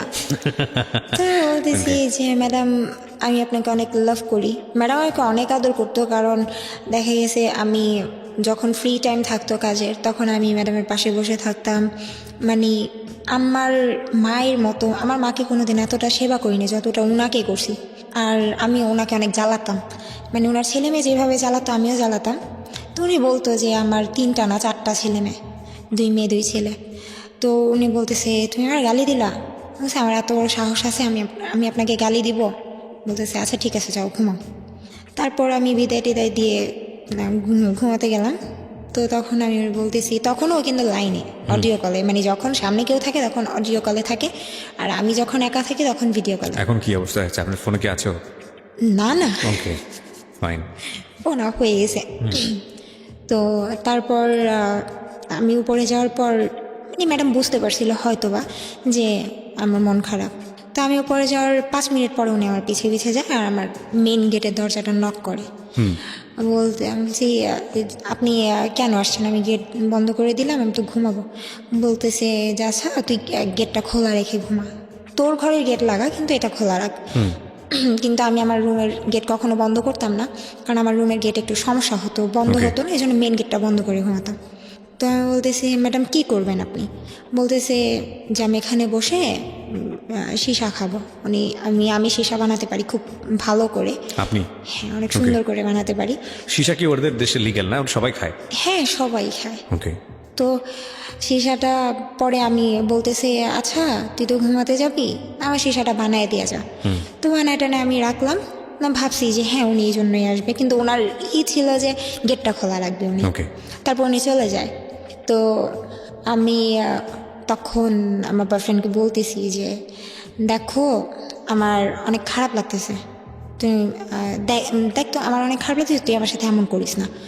বলতেছে যে তুই না মরবি বললি, মরবি না? ভয় লাগতেছে? সে না, ভয় আমি পাই না, ভয় জিনিসটা আমার ভিতরে নাই। পরে বলতেছে যে তো মরবি মর। আমি বলছি হ্যাঁ মরবো তো। আচ্ছা দাঁড়া আমি আর আম্মুর সাথে একটু কথা বলি। তারপর ওরে কনফারেন্সে রেখে আম্মুর সাথে কথা বললাম। ওরে কনফারেন্সে রেখেছেন মানে? ও কথা বলতো আপনার মায়ের সঙ্গে? ও কথা বলতেছে না, ও চুপ করে চুপ আছে। করে শুনছে যে আসলে আপনি আমার সঙ্গে এতটা প্রাইভেসি শেয়ার করা, মানে ইমোশনালি ফুল হলে যেটা হয় আর কি। ওকে, বলেন তারপর। তারপর ও মানে যখন আমি রুমে গেলাম, আমি আমার রুমে যাই, যাওয়ার পরে ও বলতেছে যে মামা একটা কাজ কর। আমি কি করব? বলতেছে তোর ফোনে যে আমার ছবিগুলো আছে ছবিগুলো ডিলিট কর। বলছি ছবি ডিলিট করব? আচ্ছা করতেছি। পরে বলতেছে ডিলিট করার সময় স্ক্রিনশট দিবি, তারপর ডিলিট করার পরে গ্যালারি স্ক্রিনশট দিবি, আমি সব কিছু দেখবো, প্রুফ দে তুই যে সব কিছু কাটছিস। সব কিছু ডিলিট করে দিলাম। তারপর বলতেছে আচ্ছা তোর সাথে আমার লাস্ট কল কখন, ফোন কল যখন হয়েছে ওই লিস্টটা ডিলিট কর। তারপর মানে হাসতেছিলাম যে পরে আমি বলতেছিলাম আমি যদি এই দেশে মরে যাই তোমার ওই দেশে পুলিশ ধরবে না, ভয় পাও কেন? বলতেছে তুই ডিলিট কর। করলাম, তারপর স্ক্রিনশট দিলাম যে করছি। পরে বলতেছে আচ্ছা ঠিক আছে এবার যা করার কর। তারপর আমি ওয়াশরুমে গেলাম, যেহেতু বাইরের দেশে কোনো ফ্যান এরকম আমাদের দেশের মতো ফ্যান চলে না, ওদের হয় এসি না হয় এমনিতে কিছু থাকে না। ওয়াশরুমের মানে যে জানালাগুলো থাকে সেগুলো অনেক উঁচুতে থাকে। তো ওরে আমি ফোন দিয়ে লাইনে রাখছি, ও বলতেছে, আমি বলছি আচ্ছা আমি ফোনটা রাখি। বলতেছে না আমি লাইনে থাকবো, আমি দেখবো তোর কত বড় কলিজা। তো মানে আমার এখনও বুক কাঁপতেছে, কথাগুলো মনে পড়লে এমন লাগে। তারপর ওরকে লাইনে রেখে আমি বেসিনের উপর ফোনটা রাখছি। রাখার পর কমেটের কাবারটা বন্ধ করে কাবারের উপর দাঁড়াইছি। দাঁড়ানোর পর আমি আমার বাংলাদেশ থেকে যে 3 পিস নিয়ে গেছি সেটার ওড়নাটা আমি ওই জানালার সাথে বাঁধলাম। এখন বলতেছে যে এতক্ষণ লাগে? তারপর বাঁধার পরে একদম এক পর্যায়ে ফাঁসি যেভাবে দেয় সেভাবে পুরোপুরি শেষ। ওর দিকে তাকায় দেখে ও হাসতেছে, মানে ফোনে ভাবছে হয়তো এই পর্যন্ত করে আমি নেমে যাবো, আর কিছুই করব না। তারপর একটা পর্যায়ে আমি গলার মধ্যে ওড়নাটা ঢুকাই, ঢুকানোর পর আমি পাটা ছেড়ে দিই। ঝুলে যান? হ্যাঁ, ঝুলে যাই। তারপর ও খুব চিৎকার করে, লাউড স্পিকার ছিল, আমি শুনতেছিলাম, দিল মামার নাম, ওইখান থেকে নাম তুই। তো আমি ওইখান থেকে যে নামবো, আমি তো পায়ের নিচে কোনো স্টুল দিয়ে নেই নাই, আমি কমেটের উপরে দাঁড়ায় নিছি, এখন ওই পর্যন্ত পাটা আমার যাবে না, আমি নামতে পারবো না। আর আমি যে হাত দিয়ে ওড়নাটা খুলবো ওইরকম কোনো মানে স্কোপ ছিল না। তো আমার এমন অবস্থা হয়ে গেছে, ও ভয়ে ও ফোনটা কেটে দিছে। ও এটা ভয় পাইতেছিল যে কেউ যদি এসে দেখে ও লাইনে হয়তো ওর নামে কেস হবে, আর এই জন্য ও সবার আগে ওর ছবিগুলোর কলেজ সব কিছু ডিলিট করছে। করার পর জানি না হয়তো বা কপালে মরণ নাই, তার ওই যে ম্যাডাম রুম খোলা রাখছে, ম্যাডাম আসছে, আসার পর দেখতেছে যে আমার অবস্থা একেবারে খারাপ হয়ে গেছে। উনি তো চিৎকার দিয়ে সাথে সাথে এসে উনি কমেটের উপর দাঁড়ায়, তারপর কেচি দিয়ে ওনাটা কেটে ফেলে, কারণ খোলার মতো অত সময় ছিল না। তো আমাকে নামানোর পর আমি সাথে সাথে সেন্সলেস হয়ে যাই। তার কখন জ্ঞান ফিরছে আমি জানি না। তো ম্যাডাম মানে আমার জ্ঞান ফেরার পর আমাকে একটা থাপ্পড় দিছে, অনেক বলছে এইটা করার জন্য তুই উপরে আসছস। আমার মন বলছিল তুই উল্টাপাল্টা কিছু করবি, এই জন্য আমি গেটটা খোলা রাখছি, আজকের পর তুই কোনোদিন গেট লাগাবি না। তো এই ঘটনা ঘটলে তো মানে আমাদের মতো জায়গা হলে তো বাসা থেকে বের করে দিত। হ্যাঁ, কিন্তু উনি আমাকে অনেক আদর করতো, প্লাস উনি আমাকে যে নিছে ওনার বাসায়, ওনার অনেক টাকা নষ্ট করে নিতে হয়েছে। আর সবচাইতে বড় কথা, উনি আমার মায়ায় পড়ে গিয়েছিল। এটা আমি সবসময় শুনছি, সবাই আমাকে বলে যে আমি নাকি মানুষের সাথে অনেক মিশতে পারি, মানুষের মন জয় করতে পারি, জানি না। এটাও বলতো যে তুমি আমার মাকে মানায় চলতে পারবা। তো তারপর আমার যখন জ্ঞান ফিরে আমি ওকে ফোন দিই, ফোন দেওয়ার পর ওর মধ্যে কোনো ফিলিংস নাই। আবারও কথা চলতে থাকে, এরকম করতে করতে হঠাৎ আরেকদিন এমন রাগ লাগে, এমন ঝগড়া হয়েছে। আবার একদিন মানে এই ভালো চলতেছে, 24 আওয়ার্স আমার সাথে থাকতেছে, সব কিছু হচ্ছে, এর মধ্যে আবার এমন ঝগড়া হয়। আমি বলছি দেখ আমি কিন্তু আবার মারা যাবো, আবার সুইসাইড করবো। বলতেছে কয়বার করবি, কর না, তোর তো কিছু হয় না, তুই মরবি না। যে দেখো বেশি ভালো হবে না কিন্তু। পরে বলতেছে আচ্ছা তুই কী করবি কর। তারপর আমি ওইখানে ম্যাডামের রুমে ওষুধের একটা আলাদা একটা ছিল, আপনার আলাদা একটা সাইট ছিল যেখানে শুধু ওষুধ থাকবে। ওইখানে গেলাম, ওইখানে যাওয়ার পর অনেকগুলো ওষুধ নিলাম। নেওয়ার পর তখনও বলতেছে তুই কী করবি, ভিডিও কল আমার সামনে কর, তুই করবি, আমার বিশ্বাস হয় না। মানে আমাকে ও করাবেই, এটা করতেই হবে, ও দেখবে নিজের চোখে প্রমাণ। তোর সামনে আমি প্রায় 3টা ওষুধ যখন খেলাম তখন বোধহয় থাকার কিছু করা লাগবে না, তুই দেখবি, শেষটা দেখে যা। শেষ পর্যন্ত আমি সবগুলো ওষুধ মানে খাওয়ার আগে পর্যন্ত মানে খাবো 5টার মতো খাইছি। তার মধ্যে আমার আরেকটা ফোন আসে, আরেকটা ফোন আসার পর আমার আম্মুর ফোন ছিল, সেটা ফোনটা ধরার পর আমি কথা বলতে বলতে মানে ইমোশনাল হয়ে যাই। মা আমার জন্য মন খারাপ ছিল, মার সাথে মা বলতেছে মামা তোর কথা অনেক মনে পড়তেছে। তখন আর কি বুঝলাম যে মার মন, এমন একটা সময় ফোন দিতে হলো। তারপর আমি সব ওষুধগুলো ফেলে দিই, 10টা ওষুধ ছিল, 5টা খাওয়ার পর 5টা ফেলে দিই। তারপর ওই 5টা খাওয়ার পর আমি সারাদিন আমার মানে কোনো ক্ষতি হয় নাই, কিন্তু আমার এমনিতেই খুব মাথা ঘুরতো, পড়ে যাব লাগে এরকম। তারপরে লাস্ট আমি যখন বাংলাদেশে চলে আসব তার আগে আরেকবার এরকম ঝগড়া হয়, তখন আমি আমার ঘরে আগুন লাগিয়ে দিই। ওখানে? হ্যাঁ, ওইখানে আমার খাট ছিল না, ওইখানে তো আপনার যেই আলাদা যেই বেডগুলো থাকে যে ফর্মের, ওইগুলো ছিল, আমি ওটার মধ্যে আগুন লাগিয়ে দিই। তারপর ঘরের দরজা পর্যন্ত বন্ধ করে দিই। একেবারে ঘরে যা ছিল সম্পূর্ণ পুড়ে গেছে, আমি সেন্সলেস হয়ে গেছি ঘরের মধ্যে। তো জানালা দিয়ে যে কালো ধোঁয়াগুলো বের হয়েছে সেটা পাশের বাড়ির লোক দেখে আমাদের বাসায় লোক পাঠানো হয়, তারপরে আমাকে এখান থেকে বের করা হয় জানালা দিয়ে এসে। তারপর আপনার মালিক আপনাকে কিছু বলে নাই? তারপরেই তো আমাকে একদম তাড়াতাড়ি করে টিকিট কেটে পাঠিয়ে দিল। ও এই ঘটনার পরে আপনাকে টিকিট কেটে হ্যাঁ। পাঠিয়ে দেয়? আচ্ছা। যে এইভাবে রাখলে তুই যে কোনো মুহূর্তে একটা কিছু করে ফেলবি। আসার পর ভালোই সম্পর্ক চলতেছে। না দাঁড়ান, আসার পরে আপনি ওনার সঙ্গে ফার্স্ট মিট করলেন? ফার্স্ট মিট করি, ফার্স্ট মিট করার পর এটা কতদিন আগের ঘটনা, কবে আসছেন আপনি? এই রোজার ঈদের, গত রোজার ঈদের, মানে 1 বছর হয়ে গেছে আপনার? 1 বছর প্লাস প্লাস রোজার মধ্যে গত রোজার ঈদের আগের রোজার ঈদ। তো এখন ওর সাথে ফার্স্ট মিট, ও আমাকে সামনাসামনি যখন দেখে, আমি যখন দেশের বাইরে ছিলাম, মানে এখন আপনি আমাকে যা দেখতেছেন আমি মোটেই এমন ছিলাম না, অনেক সুন্দর ছিলাম, অনেক ফ্যাট ছিলাম। তো ও আমাকে দেখার পর তাকায় আছে, বলতেছে যে আমি যা চাইছিলাম তার চাইতে অনেক বেশি পাইছি। ফাইন, এখানে আমার একটা কথা আছে। একটা হচ্ছে যে আপনি যখন আসলেন তখন আপনি প্রতি মাসে কত টাকা পাঠাতেন ওই সময়? 13,000। ওই 13,000ই পাঠাতেন? আচ্ছা, ইনকাম তো ভালোই ছিল সবকিছু মিলে, আপনি সবকিছু মিলে ভালোই ছিলেন? হ্যাঁ, ভালো এই ছিলাম। ছেলেটার জন্য আপনার এই অবস্থা হয়ে আপনার দেশে ফিরতে হলো? তার কারণ হচ্ছে ও আমাকে বলছে বিয়ে করবে, সেই জন্য। আর আমি আসার সময় আমার বাসার কারোর জন্য কিচ্ছু আনি না, জাস্ট আমার আম্মুর ও জন্য ছেলেটা একটা বলেছে বিয়ে চেন করবে, আসে, হ্যাঁ। তো কি বলতেছিল তুমি দেশে চলে আসো তোমাকে বিয়ে করবে এরকম কিছু তারা দিচ্ছিল? তো তারা দিচ্ছিল বলতে আমি পাগল হয়ে গেছি, বিয়ে করবে চলে যাই, আর কষ্ট করতে ভালো লাগতেছে না। প্রায় 3 বছর হয়ে তাহলে আসলো। বাসায় আগুন ধরালেন কেন? আসার আগে ওই যে ঝগড়া, আবার ঝগড়ার কারণে আগুন ধরিয়ে দিয়েছেন? হ্যাঁ, আচ্ছা, তো আসলেন ওই যে তারপর? প্রচন্ড রাগ। হ্যাঁ। তারপরে আমি ওর বাবা, ওর শুধু ওর বাবা আর ওর দুলা ভাই ছাড়া ওর ফ্যামিলির যারা ছিল সবার জন্য আমি সব কিছু আনি, গিফট আনি, বাট আমার ফ্যামিলির কারোর জন্য কিচ্ছু আনি না। তো এই জিনিসটা ও কত বছর পরে আসলেন? 3 বছর। 3 বছর দেশের বাইরে ছিলেন, 3 বছর পরে আসলেন। হ্যাঁ, তারপর ওর সাথে ফার্স্ট মিট যখন, তখন ও বলতেছে আমি যা চাইছি তার চাইতে অনেক বেশি সুন্দর তুমি। আর ওর ফ্যামিলি সবাই ছিল কালো, এখন মানে যেটা সত্যি কথা, ওর ফ্যামিলি সবাই কালো। তো বলতেছে যে তুমি তো আমার বংশের সবচাইতে বেশি সুন্দরী হবে। আমি বলছি থাকে, এমন করে বলার দরকার নাই, শুধু বিয়ের টাইমে বিয়েটা করলেই হবে। দুষ্টামি করতেছিলাম। এরপর থেকে ভালো রিলেশন হচ্ছে।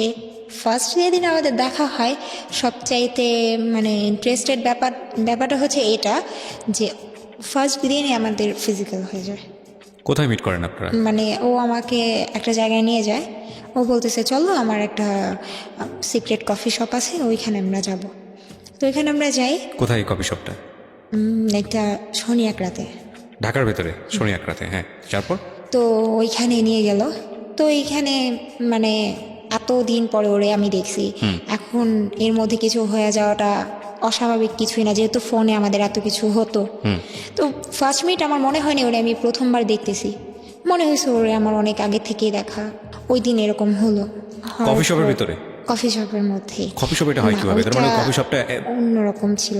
অন্যরকম বলতে কফি শপ ডিজাইনটা করা হয়েছে এরকম ভাবে যাতে ডিজাইনটা করে? করা হয়েছে এরকম, মানে আলাদা আলাদা সাইড ছিল দুইটা, হ্যাঁ। দুইটা সাইডের সোফাগুলো ছিল রাউন্ড সোফাগুলো। ওকে। ওই রকম যখন ভিতরে কেউ ঢুকতো তারা সোফাটা বন্ধ করে দিত, দেয়ালের সাথে বন্ধ করে দিল, এটা জাস্ট ছোট একটা রুমের মতো হয়ে যেত। উপর থেকে খোলা? উপর থেকে খোলা, উপরে তো দেয়াল। আচ্ছা। হ্যাঁ। আর এটা বন্ধ করে দিলে আলটিমেটলি কেউ এন্টার করতে আর না? পুরাটাই ছিল মানে অন্ধকার, লাইক সব ডিম লাইট জ্বালানো ছিল এরকম। তো ওইটা টোটাল কেউ ডিস্টার্ব করতো না? না। তার মানে এইরকম সোফা আলটিমেটলি এগুলো বানানো হয়েছে যাতে করে এখানে কাপড়রা আসে এবং এসব কাজ করে। ওকে, তার মানে আর পার আওয়ার্স ওরা 200 টাকা করে নেয়। ওখানে পার আওয়ার্স বসলে 200 টাকা করে নেবে। তার মানে একদম specially facilitated for this kind of illegal activities. Okay, আমার জানা ছিল না। হ্যাঁ, বলেন তারপর। তারপর ওই দিন এরকম হয়ে যায়, তারপর আস্তে আস্তে প্রায় সপ্তাহে 2 দিন করে দেখা আপনার হতো। নিজেরও তো একটু ইতস্ততা লাগার কথা, কারণ আপনাকে আমি প্রশ্নগুলো এই কারণেই করছি, কারণ আপনি সেই সময় অনেক বেশি ইমোশনাল এবং যে ধরনের পরিবারে বড় হয়েছেন সেখানে এই ধরনের অ্যারোগেন্ট গ্রো করাটাও খুব স্বাভাবিক। কিন্তু আপনি এরকম একটা খোলামেলা জায়গাতে, হাজার হলেও এটা তো এক ধরনের চরম পর্যায়ের ক্রেজিনেস না থাকলে এরকম পাবলিক জায়গাতে, আপনার জন্য তো এটা প্রথম। ভার্চুয়ালি আপনারা এক ধরনের সম্পর্কে জড়িয়েছেন সেটা আলাদা বিষয়, কিন্তু এটা তো একদম এক ধরনের পাবলিকলি এই ধরনের সম্পর্কে জড়িয়ে যাওয়া, দুজনের ফার্স্ট মিট। তার মধ্যে আপনার নিশ্চয়ই এটার মধ্যে সম্মতি ছিল। হ্যাঁ, আমার সম্মতি ছাড়া কিছু হয়তো ইম্পসিবল। রাইট, ও কিন্তু ভুল করেছে, সে কারণেও কিন্তু আজকে এখানে এসছে। এবং আর আমি এই না ভুলের চাইলে- মাত্রাটা কত বড় আপনারা যখন সামনের দিকে যাবেন তখন বুঝবেন। হ্যাঁ, আমি না চাইলে কোনোদিন এটা হতো না, আর পারতো না। রাইট। তারপর ফার্স্ট আমাকে একটা পিল দেয় ওই দিনই? হ্যাঁ। ওকে। তো আমি ওই পিলটা নেওয়ার পর আমার খুব মানে কেমন যেন লাগে। আমি এটা মানে আমার শরীরে এটা শুট করে না। আপনারা তো কেমন বিয়ে যেন করার জন্য হয়। এসেছিলেন, তো বিয়ে করার জন্য আসলে বিয়েটা সময় করতেন? নিচ্ছে, করবে। তো তারপর ঈদ ছিল, ঈদের এইরকম একটা কাহিনী ঘটে রমজানের মধ্যে, তাও আবার ও রমজানের মধ্যে? রমজানের মধ্যে এরকম একটা খারাপ একটা ব্যাপার ঘটে যায়। তারপর ঈদের 2 দিন পর আমরা আমি বাসায় জানানো হয় যে আমি কক্সবাজার যাব ফ্রেন্ডদের সাথে। তো ওর ফ্রেন্ডদের আগেই পাঠায় দেয়, ও বলে যে আমরা ও ফ্রেন্ড নিয়ে যাচ্ছি। ওর ফ্রেন্ডরা ওর আগে থেকেই হোটেলে রুম বুক করে রাখে। তো আমরা এখানে গিয়ে উঠি, বাসের মধ্যেও ঝগড়া লেগে গেছে, এরকমই হয়। তো আমার মন খারাপ। আমরা ওইখানে যাওয়ার পর মানে এমন একটা অবস্থা হয়েছে, মানে ও যে এতটা পাগল, আমি রুমে ঢুকতে দেরি, এতটা জার্নি করে আসছি, ওর আমার উপরে ছাপায় পড়তে দেরি নেই। এক কথায় না বললে পারলাম না। মানে আলটিমেটলি বিষয়টা ছিল এরকম যে আপনারা ওখানে গিয়ে পার্সোনালি টাইম পাস করবেন। হ্যাঁ। ওকে, তো Just আপনি ঘুরবো। ওকে। তো ওইখানে গেলাম, রোজ একটা না মনে হয় 3 দিন ছিলাম, রোজই মনে হয় মানে ওই ঝগড়াটাই হচ্ছে বেশি। কাছাকাছি থেকে ঝগড়া হচ্ছে? ঝগড়াও হচ্ছে। কিসের ঝগড়া ছিল? কি বিষয় নিয়ে ঝগড়া হতো? হ্যাঁ, ছোটোখাটো ব্যাপার নিয়ে ঝগড়া লেগে যাচ্ছে, আচ্ছা, কথাই মিলছে না। তো এর মধ্যে আমি ওকে একটা কথা বলছিলাম যে যাই করো আমার সামনে করবা, তুমি যত বড় অপরাধ করো আমার সামনে যদি করো আমি তোমাকে মাফ করে দেবো, আমার পিছনে কিছু করবো আপনার না। সন্দেহ তো কোনো অপরাধ করে? ওই যে নেশাগ্রস্ত নেশা নিত, ব্যাপার মানে বা ইয়াবা কোনো তখনও মেয়েলি নিচ্ছে? কোনো ব্যাপার, হ্যাঁ। তখন ও আমাকে, আর ওর সবগুলো টাকা আমার কাছে ছিল। তো একটা জিনিস ভালো লাগতো, যখন টাকা লাগতো মানে ওই জায়গায় থাকাকালীন আমার কাছে টাকা চাইতো যে দাও, আর একটা কথা ও আমাকে বউ বলে ডাকতো। বউ আমার টাকা প্রেমে লাগবে, পড়ে অনেকেই বউ বলে ডাকে। হ্যাঁ, যে আমার টাকা লাগবে আমি এটা করব। তো একদিন আমি বলছি কী করবা, বলছে ড্রিঙ্কস করবো। আমি বলছি আচ্ছা তোমার ফ্রেন্ডরা আছে, আচ্ছা ঠিক আছে করো, বাট আমার সামনে। বলতেছে তোমার সামনে কেমনে? আমি বলছি তোমার নাম বলছি যে যা করবো আমার সামনে করবো, আমি কিছু বলবো না। তো ওর ফ্রেন্ডদের রুমে আমাকে নিয়ে যায়, আমার সামনে ওরা সবাই মানে রুমের ভিতরে ঢুকার পরে আমার জাস্ট এই মানে মনে হয়েছে আমি সেন্সলেস হয়ে যাব। কেন? ওরা প্রচণ্ড পরিমাণের ইয়াবা খাইছে রুমের মধ্যে, মানে আমার বয়ফ্রেন্ড না, ও তো পরে আসছে, ওরা সবাই মিলে মানে ওই গ্রুপটাই ছিল এরকম। এটা কি হোটেলের রুমে? হ্যাঁ। তো ও ঢুকার পরে আমার এত খারাপ লাগতেছিল, আমি না পেরে আমি বারান্দায় চলে গেছি। তারপর আবার ঘরে আসলাম যে এত ভাল লাগতেছে না, কতক্ষণ বারান্দায় থাকা যায়। তারপর একটা পর্যায়ে আমার সামনেই ইয়াবা খাওয়া শুরু করলো, ড্রিঙ্কস করলো, করার পর আমাদের রুমে চলে গেলাম। তো 3টা দিন মানে ও নিজে মানে এই কথাগুলো বলতেছি এই জন্য যে ও যদি কখনো এটা শুনে ও হয়তো বা নিজের মন থেকে হইলেও ও মানবে যে হ্যাঁ এটাও করছে, যে ও জানতো যে আমার লাইফের ফার্স্ট ওই ছিল। কারণ 3 দিন ও আমার সাথে ছিল, 3 দিনে মানে আমার কি অবস্থা হয়েছে আমি জানি, দিন রাত এক হয়ে গেছে। মানে ওর ভিতরে যে মানুষ বলে কিছু ছিল না, আমি মানে ও হয়তো বা ইয়াবা খেতো এই জন্যই হয়তো বা এরকম ছিল, আমি জানি না। ও আমাকে বলছে যে ইয়াবা খেলে নাকি এরকম হয়, সেক্সুয়াল দিকগুলো নাকি একটু বেশি কাজ করে। তা আমি বলছি তুমি ইয়াবা খেয়ে যদি তুমি এরকম করো, আমার সহ্যের একটা ব্যাপার থাকে, আমি তো কিছু খায় নেই। হ্যাঁ, আমি একটা নর্মাল মানুষ, আমার খারাপ লাগে। তো ও কিছু মানতো না, ওর মতো ও করতো। তো একটানা 3 দিন এরকম, তারপর আমি প্রায় সিক হয়ে যাই, এরকম অবস্থা। মানে অমানসিকভাবে চলতে থাকে বিষয়গুলো? হ্যাঁ, এগুলো চলতে থাকে। আমারও ইচ্ছে ছিল আমি কখনো ওরে মানে ওর মন খারাপ হোক, ওর ভালো লাগে না বা ওর কষ্ট পাক এমন কিছু কাজ আমি কখনোই করতাম না। থাক, আমার কষ্ট হোক, ও যা খুশি করুক। তো ওইখান থেকে যখন আমরা দেশে মানে ঢাকা আসি, তারপর ওই ফার্স্ট আমাদের ছবি তোলা। ছবি তোলা বলতে? মানে যখন ফিজিক্যাল হচ্ছে কক্সবাজারে গিয়ে? হ্যাঁ। তখন কি করেন আপনারা? এগুলো ভিডিও করেন? ও ভিডিও করতেছে। আপনার কি আপনার সম্মতি ছিল সেটাতে? আমার সম্মতি ছিল। আমি বললাম না যে ও এমন কিছু করুক, মানে আমি চাই না যে ও এমন কোনো ওর ভিডিও কাজে করার কষ্ট ব্যাপারটা মাথায় আসলো কেন? ওর ইচ্ছা হয়েছে, ও দেখবে আচ্ছা, আমাদের দুজনের ভিডিওটা একসাথে। কিসে হয়? ফোনে। ফোনে ভিডিও করে? ওকে। আমার সামনেই করে। তারপর ওইখান থেকে আসার পর ওর ফ্যামিলি জানতো আমাদের ব্যাপারটা।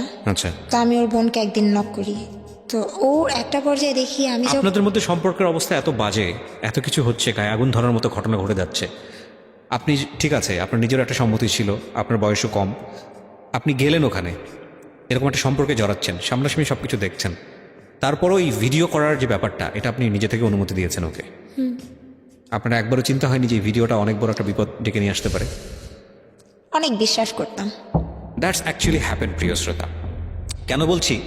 কজ লাভ রানস ব্লাইন্ড, একটা কথা আছে যে ভালোবাসা অন্ধের মতো দৌড়ায়, এবং এটার কোনো লজিক থাকে না। একটা মানুষ যখন ইমোশনালি লাভের মধ্যে পড়ে যায় তখন পুরো দুনিয়া একদিকে, প্রেম একদিকে। এবং মজার বিষয় হচ্ছে এটা একটা আগুনের ফুলকির মতো। আগুনের ফুলকি যেরকম তাপ করে উঠে জ্বলে আবার যেভাবে নিভে যায়, এটাও ঠিক তাই। লাভের ইমোশন প্রথম পর্যায়ে যেটা আসে, সেটা যদি একটা মানুষের জীবনে লাইফ লং স্টে করে তাহলে মানুষটা পাগল হয়ে যাবে, এবং এটা কোনোভাবেই সম্ভব না। এবং সেই জন্য ব্যালেন্স করার জন্যই হয়তো বা সৃষ্টিকর্তা এই ইমোশনটা বেশি দিন রাখেন না। ঘটনা কিন্তু তখনই ঘটে, ইমোশনটা যখন কমে যায়, ওই সময় যতগুলো ভুল হয় সেই ভুলগুলো সারাটা জীবন জুড়ে বয়ে বেড়াতে হয়। আর ইন্টারেস্টিং ফ্যাক্ট হচ্ছে, আমরা যখন এই ইমোশনের মধ্যে থাকি আমরা বুঝতেই পারি না যে আমরা ইমোশন থেকে একটা সময় বের হয়ে আসবো এবং খুব দ্রুত সেখান থেকে বের হয়ে আসবো। আমরা এটা মানতেই চাই না, আমরা মনে করি যে এটাই জীবন এবং এখানেই সারা জীবন আমাদের স্টে করতে হবে। That is the biggest mistake. আজকে যারা টিনেজার ছেলেমেয়ে যারা এটা শুনছো, জীবনে প্রথম প্রেম করছো, এই ধরনের প্রেম করছো, ভার্চুয়াল বলে প্রেম করছো এবং ভিডিও করে যাচ্ছ দেদার্সে, সুন্দর সুন্দর করে সেভ করে রাখছো, কোন দিন কোন তারিখ দিয়ে কোথায় গিয়েছিলে ভিডিও করে করে ফাইল দিয়ে সেভ করে রাখছো, তারা শুধু একটা জিনিস জেনে রেখো, নিজের জীবনের সবচাইতে ভয়াবহ রকমের যে বোমাটা সেটা তুমি সেভ করছো তোমার জন্য। তারপর ঢাকা আসার পর ওকে তো আমি বলতেই থাকি যে বিয়ে করব বিয়ে করব বিয়ে করব। ও বলে যে আজকে না কালকে, আজকে না কালকে, পেঁচাচ্ছে। হ্যাঁ। তারপর একদিন বলতেছে যে আচ্ছা ঠিক আছে চল আমরা ডেট ফিক্সড করি, ওই দিন আমরা বিয়ে করব। তো আমার ফ্রেন্ডের বাসায় বসে একটা ডেট ফিক্সড করা হয় যে ওই দিন আমরা বিয়ে করব। কিন্তু ওই দিন পার হয়ে যায়, বিয়ে তো করেই না। আরও মানে বিয়ের ডেট আসলেই ও উল্টাপাল্টা করতেছে, ঝগড়াঝাটি করতেছে। তো এরকম কিছু হলে এর মধ্যে হঠাৎ করে একটা জিনিস দেখি যে আগে ঝগড়া করতে করতে এমন একটা ব্যাপার চলে আসছে যে এখন আমার গায়ে হাত তুলে। হাত তুললো? হ্যাঁ, কিছু হলেই ও আমার গায়ে হাত তুলতো। তো এই জিনিসগুলো অনেক খারাপ লাগতো, এতটাই খারাপ লাগতো বোঝানোর মতো না। কারণ আমি আমার ফ্যামিলি থেকে কোনোদিন আমার গায়ে হাত তোলা হয় নাই। মানে আমার ফার্স্ট আমার লাইফের শুরুটাই, মার খাওয়া শুরুটাই ওর কাছে আসার পর থেকে। তারপর ওইখানে আমার ফ্রেন্ডের বাসা থেকে আসার পর ও সেই দিনও আমাকে মারে, প্রচণ্ড রকমের মারে।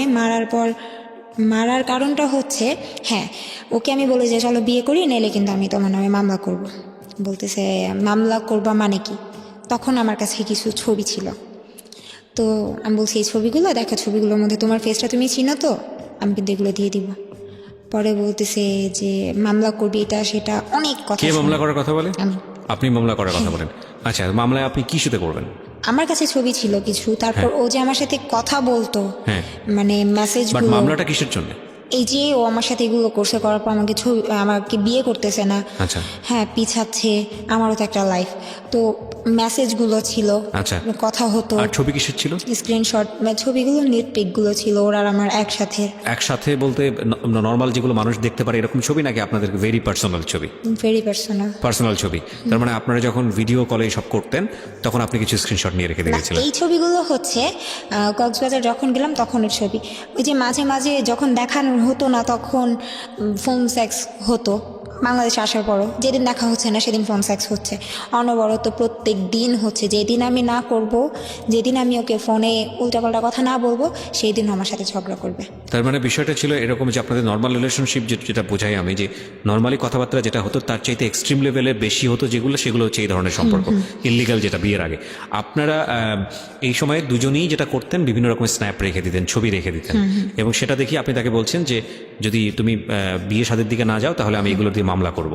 ওকে, তারপর আমরা ওকে দেখতেছি যে না, হচ্ছে না, ও আমার কোনো কথাই শুনতেছে না। মানে প্রচণ্ড রকমের ভয় দেখাই ওরে আমি, যে থানার সামনে যাই।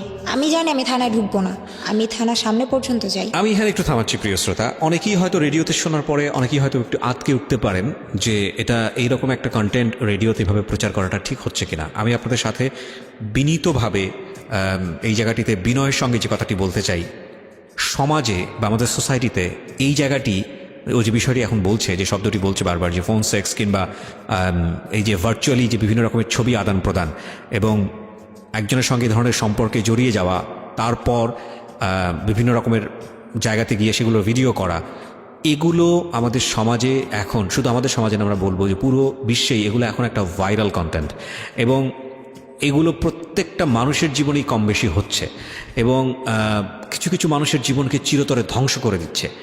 এই জিনিসগুলো যে কতটা ভয়ানক হতে পারে, যে ধরুন আপনি আপনার স্ত্রীর সঙ্গে হয়তো বা পার্সোনালি কোনো একটা ব্যক্তিগত জায়গাতে গিয়ে এই বিষয়গুলো হয়তো বা আপনি রেখেছেন, হয়তো জীবনের কোনো একটা পর্যায়ে গিয়ে কিছু গোল্ডেন মেমোরি হয়তো নিজেরা দেখেই, হয়তো বা আপনার উদ্দেশ্য ভালো ছিল, আমি সহজ বাংলায় যদি বলি, এই ফোনটা, যে ফোনটাতে আপনি রেখেছেন বা যে ডিভাইসটাতে আপনি রেখেছেন, সেটা আপনার হাতছাড়া হয়ে গেল, এবং এটা কতটা ভয়ানক হতে পারে আপনার জন্য একটু চিন্তা করে দেখুন।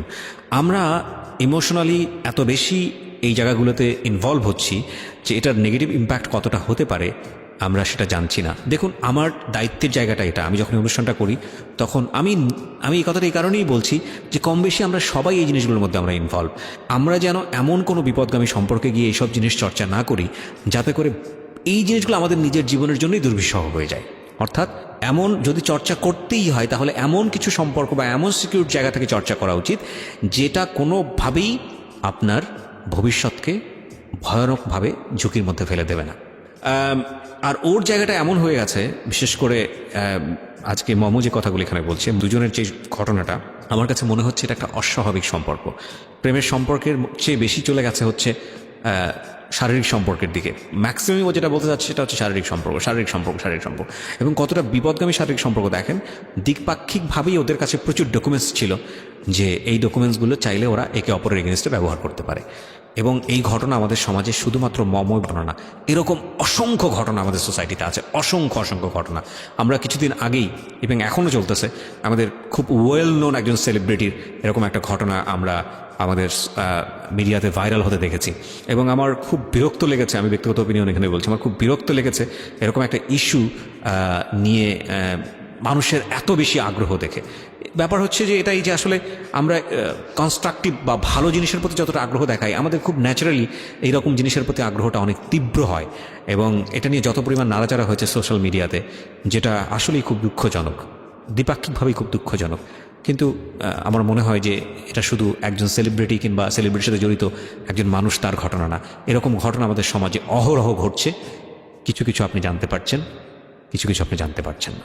এই কিছু না, আমি বলবো অনেক বড় একটা অংশই হয়তো আপনি জানতে পারছেন না। মমো, তারপরে আপনি ভয় দেখানোর পরে কি হলো? তারপর আমার ইচ্ছা ছিল যে ওকে আমি জাস্ট ভয় থানার সামনে দেখাবো, আর গিয়েছেন, কিছু না। থানার সামনে গিয়ে মানে ফার্স্ট আমি বললাম, দেখো আমি রাস্তায় বের হয়েছি, রাস্তার ছবি দিলাম, রিক্সা উঠছি সেটার ছবি দিলাম। তারপর থানার গেটের ছবিটা দিয়ে বললাম, দেখো আমি কিন্তু থানায় ঢুকতেছি। তখন ও প্রচণ্ড পরিমাণের ভয় পায়। ভয় পাওয়ার পর আমার কাছে অনেক মাফ চায়, আর মাফ চাওয়ার পর বলে যে তুমি যা চাইবা তাই হবে। আচ্ছা ঠিক মানে আছে, বিয়ে করবো? হ্যাঁ ওকে। বিয়ে করবে। তারপর আমি বাসা চলে আসলাম। তখন আমি বলছি যে দেখো আমি যেতাম না থানায়, আমি আসলে তোমাকে ভয় দেখানোর জন্য করছি। ও বলতেছে যে যাই হোক বিয়ে করব, আচ্ছা ঠিক আছে চলো আসো আজকেই বিয়ে করবো। কি পরে বলতেছে হ্যাঁ। আমার মাথায় এতটুকু ঢুকে নাই যে আমি আবার ফোনটা সাথে নিয়ে যাচ্ছি। তো ও, আমরা বুঝে গেছি। হ্যাঁ বলুন। আমাকেও নিয়ে গেল। ও আমাকে বলতেছে আজকে তুমি না নৌকায় ঘুরতে অনেক পছন্দ করো, চলো নৌকায় ঘুরবো। তো নৌকা এমন একটা জায়গায়, যেই জায়গায় মানে মানুষ খুন করে ফেললেও লাইক একটা ঝড়ের মতো। হ্যাঁ, তো আমাকে ফার্স্টে ওইখানে নিয়ে গেল। আমাকে বললো তুমি তো সকালে খাও নাই, খায় নাও। আমার একটা মানে ব্যাড হ্যাবিট হচ্ছে আমি খাওয়া দাওয়া করি না। আমাকে আগে ফার্স্ট খাওয়ালো, খাওয়ানোর পর বলতেছে আসো। নৌকা ওঠার আগে বলতেছে ফোনটা দেখি। তখন তো আমি বুঝে গেছি যে হ্যাঁ তো তখন বলছে চলো আমরা বিয়ে করবো না। বলছে যে হ্যাঁ ফোনটা একটু দাও। বলছে না ফোন দেওয়া যাবে না, ফোন দিব না আমি। এইটা বলাতে আমাকে একটা থাপ্পড় দেয়, আমি পড়ে যাই। আমাকে মানে আমি বলতেছি আমি ফোন দিব না, তুই আমার ফোন ছাড়, আমার হাত ছাড়, আমি চলে যাব, আমার বিয়ে করতে হবে না, ছাড়। ও আমাকে টানতে টানতে একটা নৌকার উপরে উঠায়। নৌকাওয়ালাকে বলে তাড়াতাড়ি নৌকাটা ছাড়েন। আমাকে টেনে হেসড়ে আমাকে নৌকা উঠায়। মানে নৌকাওয়ালাকে আগে থেকে সেট করা ছিল? না না, উনি দেখেই বুঝতে পারছে। উনি বলতে যেভাবে বলছে নৌকাওয়ালা বুঝতে পারছে হয়তো বা টাকা বেশি দিবে। ওকে ওকে, নৌকাওয়ালা অভ্যস্ত, কারণ নৌকাতে সব ঘটনা ঘটে। ওকে। তো নৌকাটা পানির মাঝখানে নিয়ে গেল। তখন তো আমার ব্যাক করার কোনো ওয়ে নেই। তো ও আমাকে মানে ফোন চাচ্ছে আর প্রচণ্ড রকমভাবে মারতেছে। আমি দিচ্ছি না, ও আমাকে মারতেছে। মানে আমার এমন অবস্থা হয়েছে, আমি নৌকার মধ্যে আমি প্রায় সেন্সলেস হয়ে যাব অবস্থা। মানে কতগুলো থাপ্পড় দিছে আমার মনে নেই, কিন্তু মানে আমার অবস্থা খুব খারাপ হয়ে গেছে। তারপর ফোন দিলাম, ও মানে লক করা ছিল, পাটাম দেওয়া ছিল, ওইটা খুলতে পারতেছে না। তো আরও রাগ, আমি নিয়ে ফোন চাইছে, ফোন দিছি। এখন ওইটার জন্য আরও রাগ, আরও বেশি মার শুরু করছে। এখন আমি এক পর্যায়ে সহ্য করতে না পেরে ওর পায়ে ধরছি, প্লিজ আমার এইভাবে মাইরো না, আমি ফোনের লক খুলে দিচ্ছি, আমি আর সহ্য করতে পারতেছি না। তো পা ধরার পর বলতেছে তুই পা না ধরে তুই ফোন খোল। তারপর আমি মারতেছে আর বলতেছে। তো তারপর আমি মাফটাপ চাইতেছি, দেখো তুমি আগে মারা বন্ধ করো, আমি দিচ্ছি। তারপর ফোনের লকটা খুলে দিলাম, ও সব কিছু ডিলিট করলো। সব কিছু ডিলিট করার পর ওর আমার ফোনের মধ্যে ওর জিমেল অ্যাড করলো যেন আমি কি করি না করি সব যেন ও দেখতে পারে। তো যাই হোক আমি জিমেল মানে হচ্ছে হলো গুগল ড্রাইভের লিঙ্কটা করে দেওয়া, তার মানে আপনি ছবিতে যা তুলবেন ওর পার্সোনাল ফোনে ড্রাইভে গিয়ে আসবে, সেভ হবে। হ্যাঁ, তারপর বলতো যে তখন সেই দিনও মানে যখন ডিলিট করলো ওর মন শান্তি হলো, তখন ওই অবস্থায় আমাকে আদর টাদর করে চলো চলো চলো থাক আর কোনো দিন মারবো না, মাফ করে দাও বলে আবার সেই কফি শপে নিয়ে গেল। ওইখান থেকে আবার কফি শপে নৌকা থেকে গিয়ে আবার সে অকাম।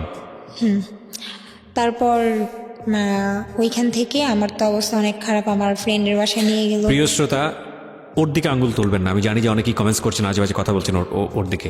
প্লিজ, একজন মানুষের দিকে আঙ্গুল তোলার আগে নিজের দিকে আঙ্গুলটা তোলেন। ও কিন্তু এখানে সেলিব্রিটি হতে আসে নাই, হ্যাঁ, ও আপনাদেরকে সচেতন করার জন্য আসছে। ওর জীবনে তো এসব ঘটেছে।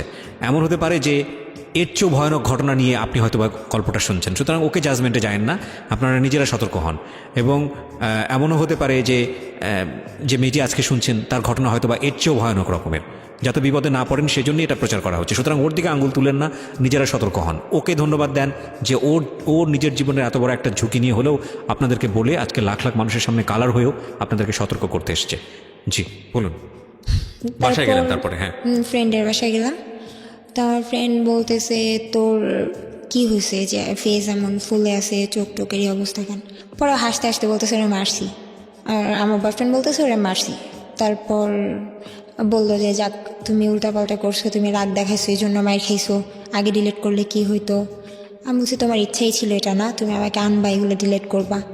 তারপর গেল ওইখান থেকে। তারপর আবার বিয়ের ডেট দিল যে এই ডেটে বিয়ে করবো, আবারও করলো না। এরকম করতে করতে দিন যাচ্ছে আর ওর রাগ বাড়তেছে, কিছু হলেই গায়ে হাত তুলে। ইয়াবা তখনও নিচ্ছে? তখনও পর্যন্ত নিচ্ছে, আচ্ছা, তখন পর্যন্ত নিচ্ছে। ওকে শুধু ইয়াবাই নিত না অন্য ড্রাগও নিত? না শুধু ইয়াবা। আপনি দেখতেন ইয়াবা, কিন্তু আপনি তো জানতেন না আমি যে জানি না, কিন্তু ও প্রচন্ড পরিমাণে বিয়ার খায় এখনো পর্যন্ত খায়। Okay fine. বিয়ার মানে কি শুধু নর্মাল বিয়ার না অ্যালকোহলিক বিয়ার?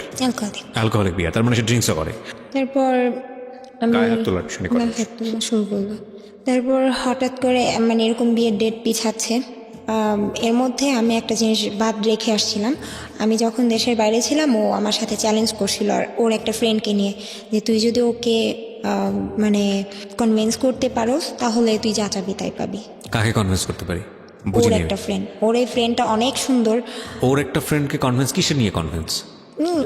রিলেশনে জড়াতে পারি যদি যদি মানে একটা ও আমি নাকি বিষয়টা বুঝিনি, মানে কে কাকে চ্যালেঞ্জ করেছে? যে তুই আমার এই ফ্রেন্ডকে পটায় দেখা, আচ্ছা যদি পড়াতে পারিস তাহলে যা চাবি তাই পাবি। আমি বলছি আমি কিছু চাই না, তুই আমাকে বিয়ে করবি। বলছে হ্যাঁ করবো। ওকে।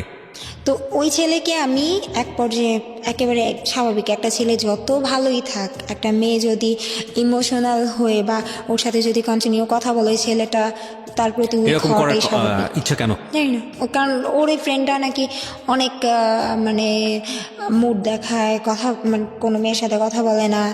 তারপর আমি বলছি কোনো মেয়ের সাথে কথা বলে না, আচ্ছা ঠিক আছে। এটা আপনাকে বলেছে?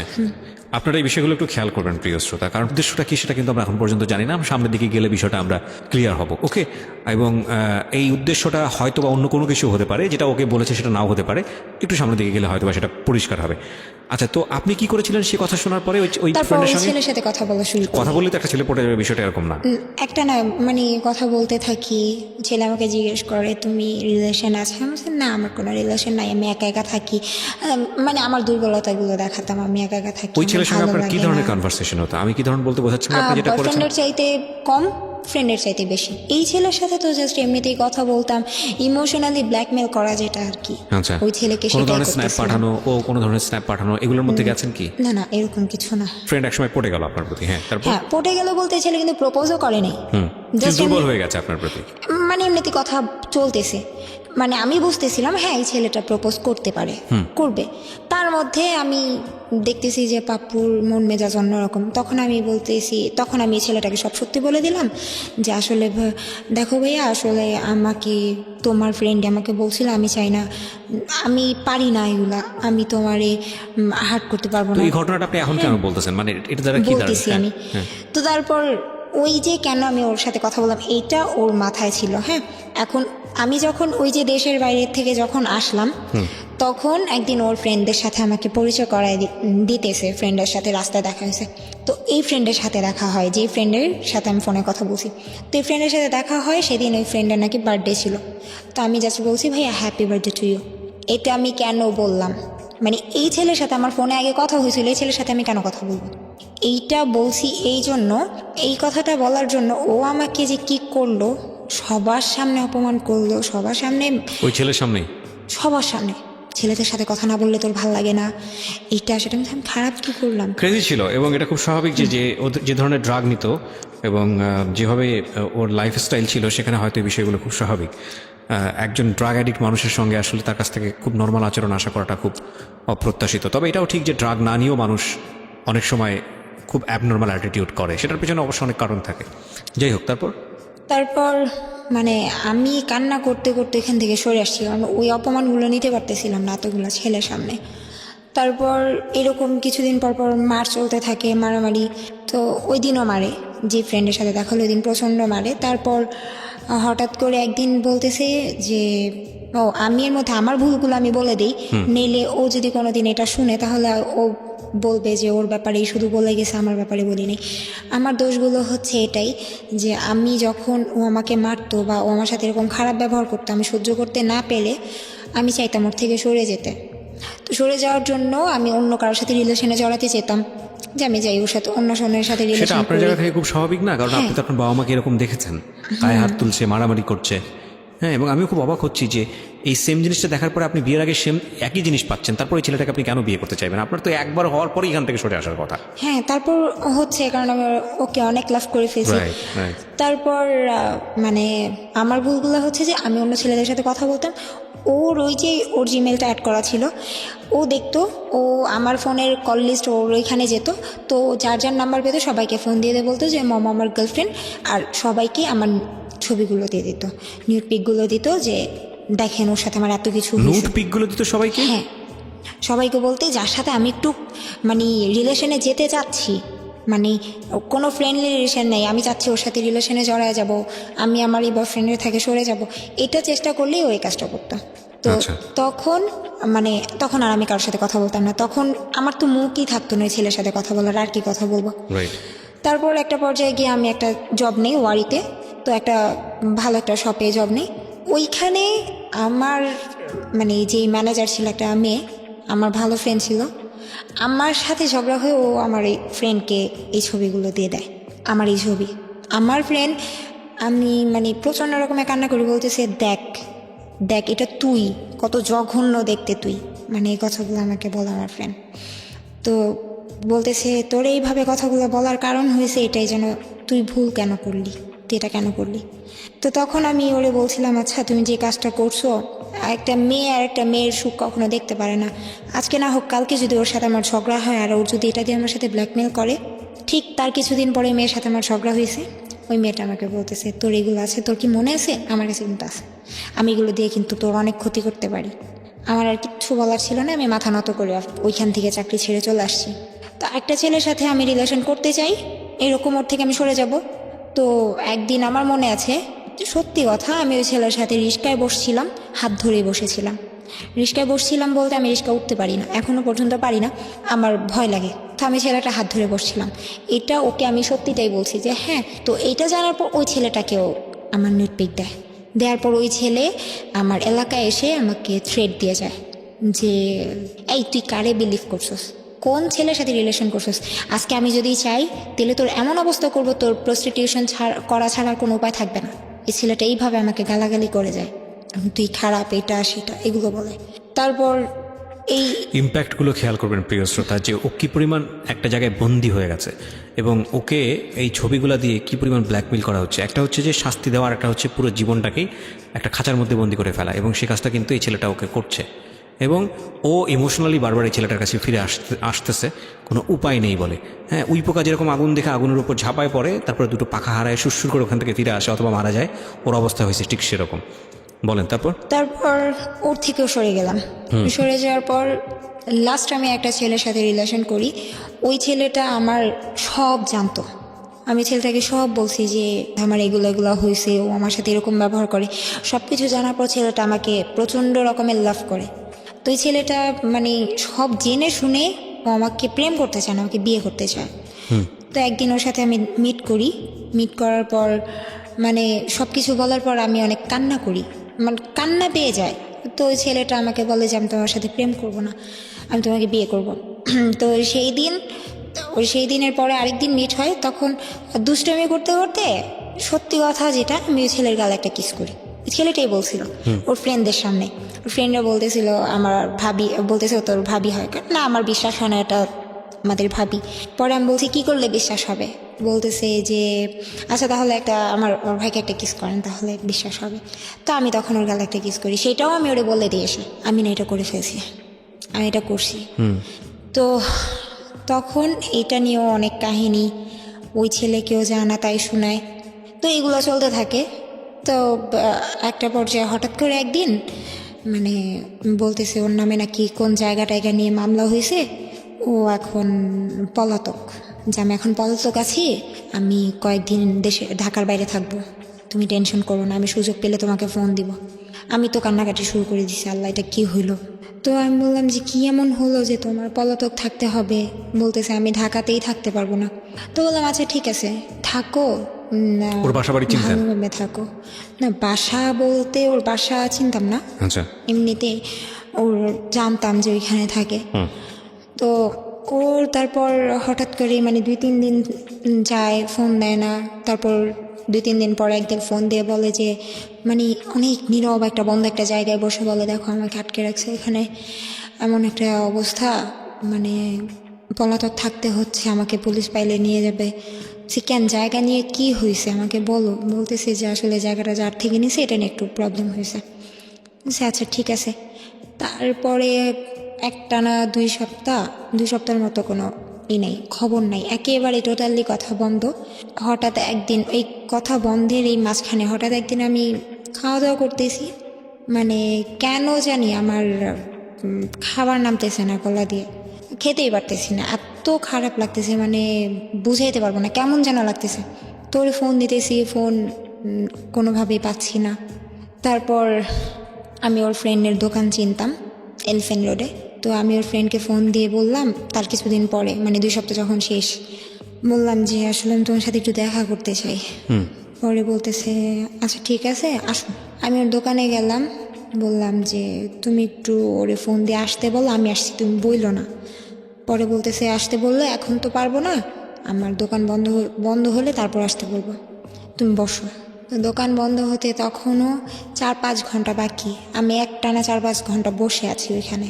পাশে আবার ওর আরেক ফ্রেন্ডের দোকান ছিল, তো ও পাপ্পুকে ফোন দিয়ে বলতেছে যে তুই মানে ওই ফ্রেন্ডের দোকানে আয়। কোথায় দোকানগুলো? আমি আসতেছি এলিফ্যান্ট রোড। এলিফ্যান্ট রোডে কিসের দোকান? কম্পিউটারের। আচ্ছা, আলটিমেটলি হচ্ছে ওদের ফ্রেন্ডদের হচ্ছে কম্পিউটারের দোকান। কম্পিউটারের দোকান ছিল। তো এখানে বসে আছি, এখন ও বলতেছে যে অনেক দিন যাবৎ কথা হয় না, এখন ও বলতেছে যে পাপু একটু তুই আয় দোকানে আয়, তোর সাথে দরকার আছে। তো অন্য একটা ফ্রেন্ডের দোকানে ও আসছে শুনলাম। তো এখন আমি এই ফ্রেন্ড যার কাছে আমি আসলাম, আমি তারে বলতেছি যে ও আসছে, বলতেছে চলো তুমি।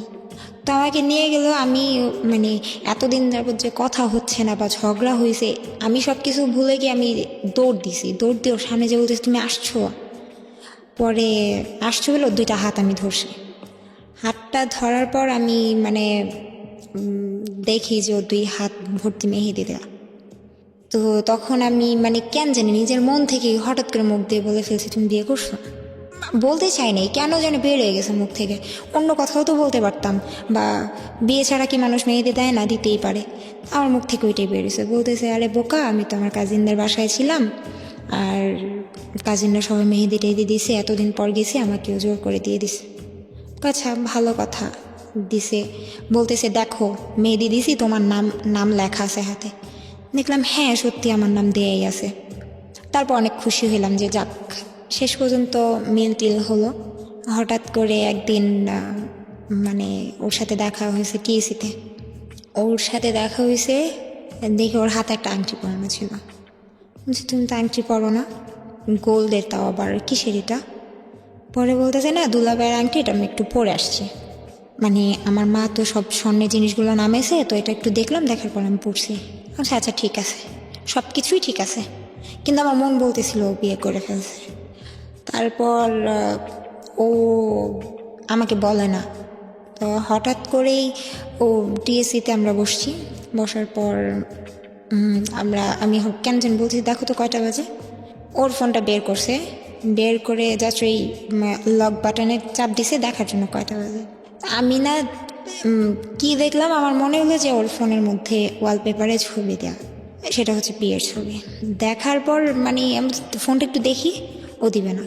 আমি তো অনেক জোরাজোরি করে ফোনটা হাতে নিলাম, নেওয়ার পরে দেখতেছি যে ওর বিয়ের ছবি। তারপর ফোনটা বিয়ের ছবি বলতে? ও বিয়ে করছে। হ্যাঁ, সেটা কি ছবিতে কি ও ছিল? আর ওর ওয়াইফ। ওর ওয়াইফের ছবি, মানে একদম বিয়ের সাজগোজ সহ। ওকে, তারপর এটা কতদিন আগের ঘটনা এই বিয়ের ছবিটা দেখা? 9 মাস। প্রায় 9 মাস। ওকে, তারপর আমি ওর বিয়ের ছবি দেখলাম, দেখার পর মানে ওই মুহূর্তে কি করতেছিলেন আপনি? ওই মুহূর্তে তো আমি দাঁড়ায় ছিলাম। হঠাৎ করে দেখার পর মানে আমার অবস্থা এমন হয়েছে যে কথা বলার মতো ভাষা ছিল না, আমি সেন্সলেস হয়ে গেছি। তারপর ও আমাকে নিয়ে ঢাকা মেডিকেল ইমার্জেন্সিতে নিয়ে যায়। ডাক্তার বারবার বলতেছিল যে কে হয় নাকি? হ্যাঁ, যে মেয়েটার কি হয়েছে, ওর হার্টবিট এত বেড়ে গেছে কেন, ওর কি হয়েছে।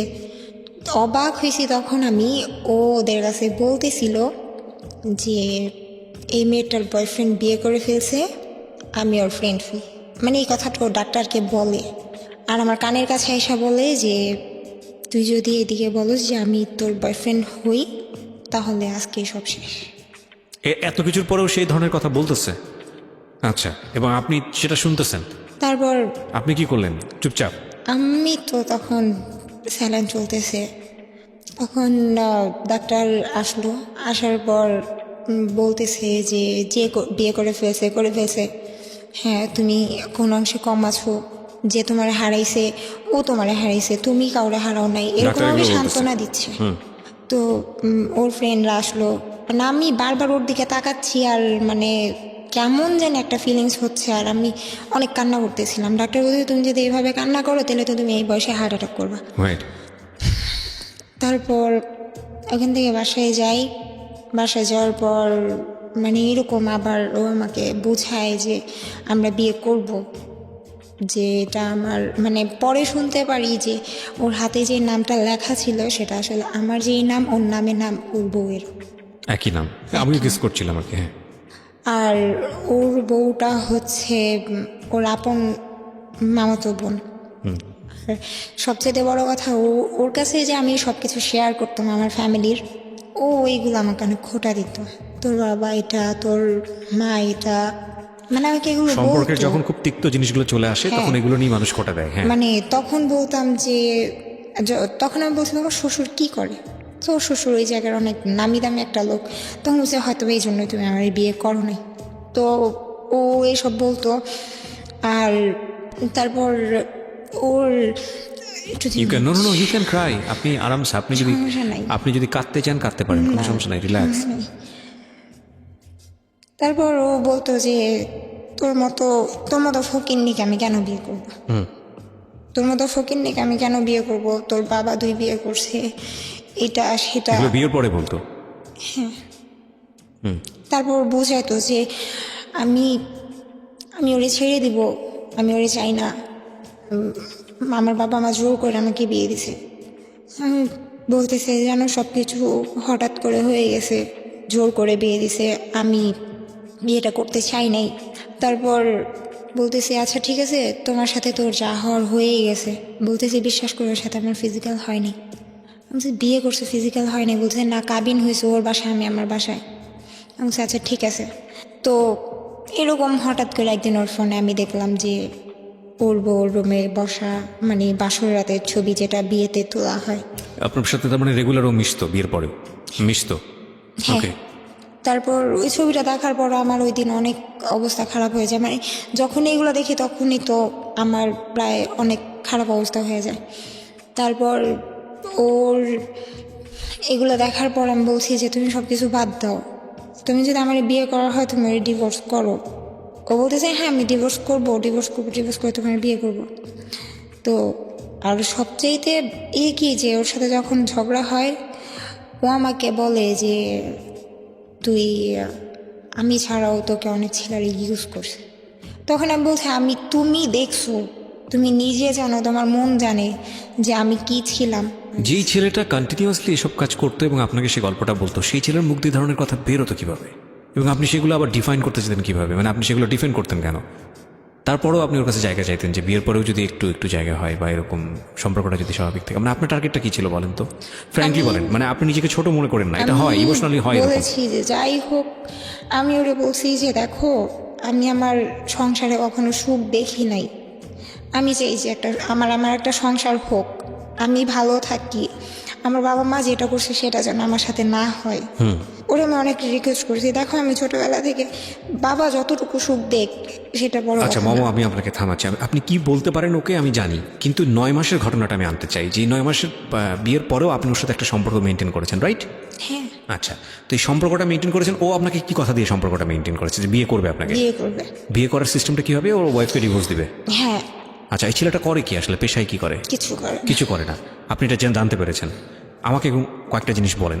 আপনি অনেক বিবেকবান মানুষ, আমি বিশ্বাস করি, 22-23 বছর বয়স আপনার। একটা হচ্ছে ছেলেটা কিছু করে না, 2 হচ্ছে এই ছেলেটা ড্রাগ নেয়, 3 হচ্ছে এই ছেলেটা এই অনেকগুলো মেয়ের সাথে এ ধরনের সম্পর্ক ছিল, 4 হচ্ছে আপনি তাকে যতটুকু কাছে থেকে মিশে দেখেছেন সে যতটা ফিজিক্যালি আপনার সাথে ইনভলভ ততটা মেন্টালি ইনভলভ না, আপনার সাথে কথাবার্তা বলে আমার কাছে যেটা মনে হচ্ছে। 5 হচ্ছে সর্বশেষ পেরেক, সেটা হচ্ছে একটা মেয়েকে সে আপনাকে না জানিয়ে বিয়ে করেছে এবং মিথ্যা কথা বলেছে, মামলার কথাটা মিথ্যা ছিল, রাইট? ওকে, এত কিছুর পরেও আপনি তাকে জায়গা দিচ্ছেন কেন আপনার কাছে? এই প্রশ্নের উত্তরটা শুধু আপনি আমাকে দেন, যা মনে আসে। মানে আমি আপনাকে দোষ দিচ্ছি না, মন থেকে যেটা আসবে সেটাই বলেন। লাভ করি তাই। এক্স্যাক্টলি, লাভ করেন তাই ঠিক এটা না, এটা লাভ না, এটা আমি বলি ইমোশন, ব্লাইন্ড ইমোশন।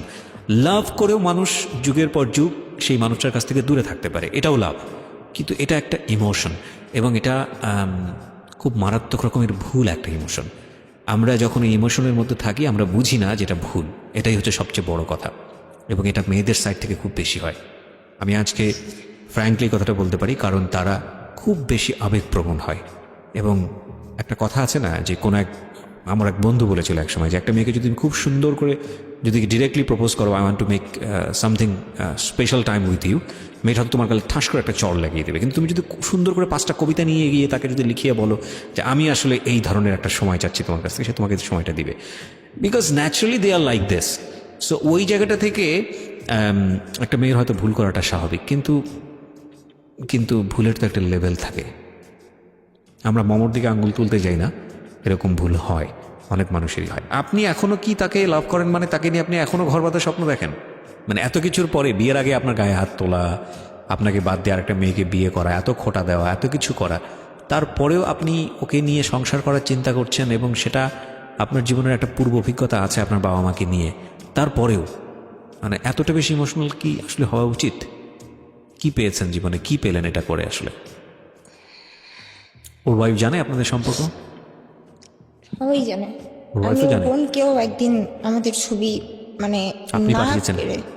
পেরে যে আপু ওর বিয়ের আগে যে আপু দেখো তুমি তো একটা মেয়ে মানুষ, তুমি বুঝো, ওর ছাড়া আমার পক্ষে সম্ভব না।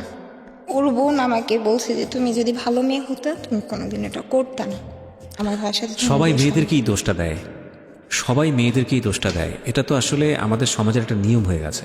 মনে করে সবাই যে একটা মেয়ে যদি না চায় তাহলে এটা সম্ভব না। হ্যাঁ, হয়তো কথাটা সত্য, কিন্তু দ্বিপাক্ষিকভাবেই জিনিসটা আসলে অপরাধী হওয়ার মতো বিষয়। হ্যাঁ, তো ওর ওয়াইফ জানে বিষয়টা? বিয়ের আগে জেনেছে না বিয়ের পরে জেনেছে? বিয়ের আগে থেকে সবাই জানতো। ওর ওয়াইফও জানতো বিয়ের আগে থেকে বিষয়টা? সবাই জানতো। তারপর ওকে বিয়ে করেছে? তো ওর মানে বিয়ে হয়ে যাওয়ার পর আমি বলতেছি দেখো ওর বাবার তো সব আছে, আমি ওরে বুঝিয়েছি ওর বাবার সব আছে, ওর চাইলে ওর এখন উঠে আনো নাই, ওর বাবা চাইলেই ওকে অনেক ভালো একটা জায়গায় বিয়ে দিতে পারবে, বা ও ডাক্তার হবে, ওর অনেক ইচ্ছা, ওর স্বপ্ন, তো তুমি ওর ডাক্তার হতে দাও, চল আমরা বিয়ে করে ফেলি। আমার বাবার তো কিছু নাই, আমার তো কিছু নাই, আমি তো শুধু তোমার চাইছি, কারণ আমি আমার ফ্যামিলি থেকে সুখ চাইনি। আর তোমার ওর হ্যাঁ ও কি বলে? অনেক বড় লোক, ও ও কি ঠিক বলে? আছে। ও বলে হ্যাঁ তোমার আমি পাগলের মতো লাভ করি, এটা সেটা। আমি দেশে আসার পরও স্যারদন খাইছি, তাও সেটা ওর ভিডিও কলে ওর সামনে, ও বলে আমার সামনে খা না ঠিক আছে, আপনি যা করেছেন ওর সাথে ভিডিও কলই করেছেন আপনি, এগুলা বুঝতে পারছি, কিন্তু তো- ও কি আপনাকে বিয়ে করবে এরকম কোনো কথা দিয়েছে? দিচ্ছেই তো। দিচ্ছে। আপনি কি চান ওকে বিয়ে করতে? না, আমি যেখানে আমার কাজিন, আমার ছোট বোন, আপন ছোট বোন, ওর কাছে পর্যন্ত আমার এই ছবিগুলো গেছে। মানে এখন সবার কাছে ছবি টবি যাওয়া শেষ? শেষ। এখন আমার ছোট বোন আমার সাথে কথা বলে না, আমার কাজিন আমার সাথে কথা বলে না। ইভেন একদিন ও আমার আব্বুকে ফোন দিয়ে, মানে ওর সাথে আমি বেরোইছি, ও আমার আব্বুকে ফোন দিয়ে বলে মেয়ে কোথায় যায়, কোনো খবর রাখেন? আপনার মেয়ে খারাপ, এটা সেটা, আপনার মেয়ে ছেলেদের সাথে এগুলো করছে, আপনার মেয়ের ছবি দেখবেন? ছি ছি ছি। আমার আব্বুকে বলে যে আপনার মেয়ের নিউড পিক দেখবেন আপনি? আমাকে মানে বলে যে তোরে আমি পর্ন স্টার বানাবো। আমাকে এগুলো বলে ও, কি কি আছে ওর কাছে? সব কিছু। কি পরিমাণে আছে? এখন আর ব্ল্যাকমেল করে না এগুলো দিয়ে, কিন্তু আছে, এগুলো ওর কাছে আছে। আপনি কোনো অ্যাকশন নেননি কেন? ওর কোনো ক্ষতি হোক আমি এটা চাই না, আমি এখনো চাই না ওর কোনো ক্ষতি হোক। আর এই জন্য বলতেছি যদি পারেন প্লিজ ওর নামটা যেন না উচ্চারণ হয়, ওর নামটা যেন না আসে, তাহলে তো ওর ফ্যামিলির কেউ এটা শুনলে বুঝে যাবে, কারণ ওর ফুল ফ্যামিলি স্টোরিটা জানে। ওর ফুল ফ্যামিলি জানে স্টোরিটা? ফ্যামিলির দিক থেকে কোনো ধরনের কোনো অ্যাকশন নেওয়া হয়নি? ওর ফ্যামিলি কোনো অ্যাকশন নেয়নি? ওই যে শুধুমাত্র আমার ফ্যামিলির ব্যাকগ্রাউন্ড ভালো না, এই জন্য। আপনার ফ্যামিলির ব্যাকগ্রাউন্ড ভালো না সেটা তো অন্য হিসাব, কিন্তু ও যে এটা করতেছে এটা তো ক্রাইম, অনেক বড় ধরনের অপরাধ। সেটার না, জন্য এখন ফ্যামিলি আমার কি সাথে করেছে? কথা বলে এটা ওর ফ্যামিলি জানে না। এখন তো অন্য হিসাব। আপনার সঙ্গে যেটা করে, আপনাকে যে ব্ল্যাকমেলটা করেছে বা যেসব ডকুমেন্টস নিয়ে, আপনাদের নুট ছবি ভিডিওসগুলো নিয়ে যে ব্ল্যাকমেলটা আপনাকে করে, এটা তো ভয়ানক রকমের অপরাধ। এটা যদি ওর ফ্যামিলি জেনে থাকে, সেটার ব্যাপারে ওর ফ্যামিলি কোনো স্টেপ নিয়েছে? না, কোনো স্টেপ নেয়নি। আমাকে দোষ দিচ্ছে। আপনি কি স্টেপ নিয়েছেন? লিগালি আপনি কি স্টেপ নিয়েছেন? কখনো থানা পুলিশ করেছেন? না, করতেও চাই না। আমি কিছুদিন আগেও ও বলতেছে যে ও কুমিল্লা, মানে ওর ফ্যামিলি নাকি ওরে নিয়ে কুমিল্লা গেছে। ও বলতেছে আমি একা একা আসছি, এদিকে এই অবস্থা। আমি তার কিছুদিন পরে ওর বউয়ের আইডিতে দেখি ও আর ওর বউ একসাথে হাত ধরে হাঁটতেছে, এই ছবিগুলো পোস্ট করছে। তো বুঝতেই তো পারছেন, তারপর আপনি ওর পিছনে কেন লেগে থাকেন? আমি তো ওর বিয়ের পরে আসি নাই, আমি ওর বিয়ের আগে আসছি, সো আমি ওর ছাড়তে পারবো না। আপনাকে আমাদের কিছু বলার নেই, কারণ আপনি নিজের জায়গা থেকে সমস্ত রকমভাবে সারেন্ডার করে আছেন। তবে এটা একটা সিচুয়েশন, প্রিয় শ্রোতা, ইটস আ সিচুয়েশন। এটা হতে পারে, এমনভাবে জড়ানো উচিত নয় যেই জড়ানোটা শুধু আপনাকে না, আপনার পরিবারকে শেষ করে দিতে পারে। ও স্বেচ্ছায় এগুলা করেছে এবং ও এক ধরনের স্বীকারোক্তি দিয়েছে আজকের এই অনুষ্ঠানে, এবং এটা এক ধরনের বড় ধরনের সুইসাইড নিজেকে। আমি ওকে বেঁচে থেকেও মরে যাওয়া। ওর দিকে আঙুল তুলবেন না, ওকে হয়তো অনেকে গালি দিচ্ছেন, ওকে হয়তো অনেকেই বোকা বলতেছেন, কিন্তু এর চেয়েও ভয়ানক পরিস্থিতি আপনাদের হতে পারে। এই ইমোশন নামক বিষটা যারা পান করে এবং লজিকের ধারে কাছে থাকে না, তাদের জীবনটা অনেক ভয়াবহ হতে বাধ্য। আমাদের আজকের এই যে মমো, সেই মমো হচ্ছে তার বেস্ট এক্সাম্পল। ইমোশন থাকবে, কিন্তু সেটার একটা সুন্দর শেপ থাকবে। সেই শেপটা যদি না থাকে, তাহলে ইমোশন আপনাকে কিল করবে। Emotion is a power, and power is nothing without control. এটা কিন্তু আমার কথা না, এটা খুব বিখ্যাত একজন মনীষীর কথা। শক্তি আপনার কাছে আছে, সেই শক্তি যদি নিয়ন্ত্রণ করার ক্ষমতা না থাকে, তাহলে সেই শক্তি আপনাকে কিল করবে। ঠিক সাপের মতো, সাপ ছোবল দেয়, সেই সাপটাকে যদি আপনি ম্যানেজ করতে না পারেন, তাহলে সাপ কিন্তু আপনাকে মেরে ফেলবে। আর যদি ম্যানেজ করতে পারেন, তাহলে আপনার মধ্যে বিশেষ ক্ষমতা আছে, মানুষজন আপনাকে সেই জায়গা থেকে, দৃষ্টিভঙ্গি থেকে দেখবে। সো কেন বললেন আপনি আজকের এই সিক্রেটসগুলো লাখ লাখ মানুষের সামনে? বললাম কারণ আমি এখন তো আর দেশে থাকার মতো কোনো ওয়ে নাই, কারণ আমি না পারতেছি ওরে ছাড়া থাকতে, না পারতেছি ওরে নিয়ে থাকতে, কারণ ও আমাকে বিয়ে করতেছে না, বলতেছে করব, করে না। এতদিন বলছে ডিভোর্স করবে, এখন বলে যে ডিভোর্স করতে পারবো না, ওর জায়গায় থাকবে তুমি, তুমি যদি বিয়ে করো তো করতে পারো। তার মানে আমি যদি ভুল না করে থাকি, ও বৈবাহিক সম্পর্কে যাওয়ার পরেও আপনাদের মধ্যে অনৈতিক সম্পর্ক আছে? হ্যাঁ। আর লাস্ট কবে হয়েছে এই সম্পর্কটা এখানে আসার? আপনি আজকে এখানে বসে আছেন সেই হিসেবে? পরশুদিন। কত পরশু? না সরি, গতকালকে। গতকালকে? গতকালকে আপনার সঙ্গে ধরনের সম্পর্ক ছিল। আপনি যখন বিরতিতে ছিলাম তখন আপনাকে একটা ছেলে বারবার ফোন দিচ্ছিল, এই ছেলেটাই সেই ছেলে। কি জানতে চাচ্ছিল? কোথায় জানতে এসেছেন চাচ্ছে আপনি? আমি কোথায় আসছি, কই গেছি। ও ভয় পেতেছে আমি ওরে ফাঁসায় দিয়ে বলতেছে ওইখান থেকে যদি কোনো ফোন আসে তাহলে তোর জন্য ভালো হবে না। আপনার বাবা মা আপনাকে কি বলে? সবাই তো জানে বিষয়গুলো। আমার বাবা মা কিছু মানে বলার মতো তো আর মুখ নাই, কারণ আমি তো কারো কথা শুনি না। এক্স্যাক্টলি, আপনি যে পরিমাণ ক্রেজি তা তো কেউই। আমি বলছি যে দেখো আমি তোমারে এতটাই লাভ করি, যেটা সত্যি কথা, আমি সবার সামনে বলতেছি যে আমার আল্লাহ আর আমার নবীজির পরে যদি আমি কাউরে লাভ করে থাকি সেটা হচ্ছে ওরে লাভ করি। আর ওর জন্য যদি আরও কিছু করতে হয়, আর ও যদি কোনো দিন আরও 2-4টা বিয়েও করে, আর যদি বেবিও হয়ে যায়, তারপরেও যদি বলে যে মামা আমি সব কিছু ছেড়ে দিছি, আমি তোমারে চাই, আমি তারপর ওরা বিয়ে করবো। আর এখন আমার বাইরে যাওয়ার কারণ হচ্ছে থাকতে পারতেছি না দেশে, 2 দিন পর পর এগুলো দেখতে পারতেছি না, সহ্য করতে পারতেছি না। দূরে গেলে হয়তো বা অন্য কিছু নিয়ে ব্যস্ত থাকবো, ও থাকুক ওর মতো। এই শেষ জায়গাটা থেকে আমি কয়েকটা লাইন যোগ করে দিই আজকের এই অনুষ্ঠানে। ও যে ইমোশনের মধ্যে আছে, আমি আপনাকে লিখে দিচ্ছি, ওই ইমোশনের মধ্যে থাকবে না, ডেফিনেটলি থাকবে না। ও একটা ঘোরের মধ্যে আছে। ও যেটা বললো না, অনেক কিছু নিয়ে ব্যস্ত হয়ে যাব, ওর বয়স মাত্র 22। ও যদি ব্যস্ত হতে পারে, ও যদি একটা ভালো সময় পাস করতে পারে, ও যদি এমন কোনো কিছু নিয়ে ব্যস্ত হতে পারে যেটার প্রতি ওর আগ্রহ আছে, তাহলে এই ছেলেটাকে ও ভুলে যাবে এক সময়।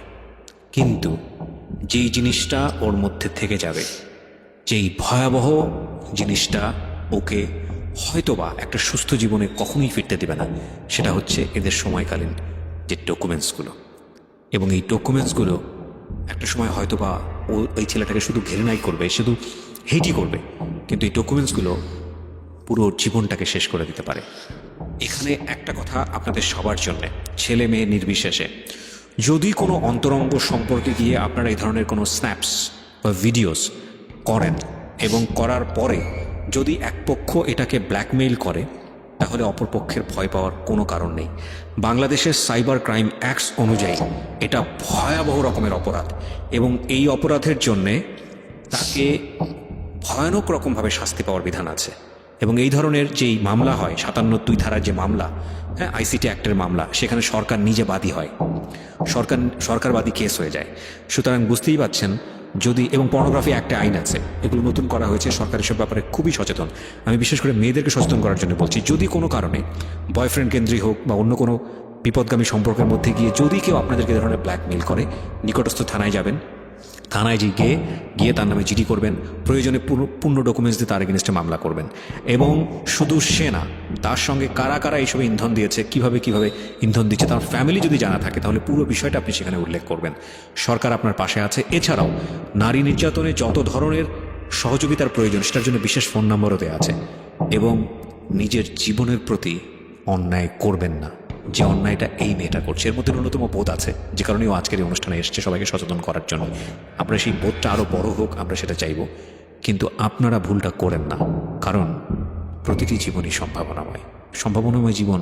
এরকম একটা স্টুপিডের পেছনে, যদি ওর কথা সত্য হয়, এরকম একটা ইউজলেস, অথর্ব, বদমাইশ একটা ছেলের পেছনে জীবনটা নষ্ট করার কোনো মানে হয় না। ভালো থাকবেন সবাই।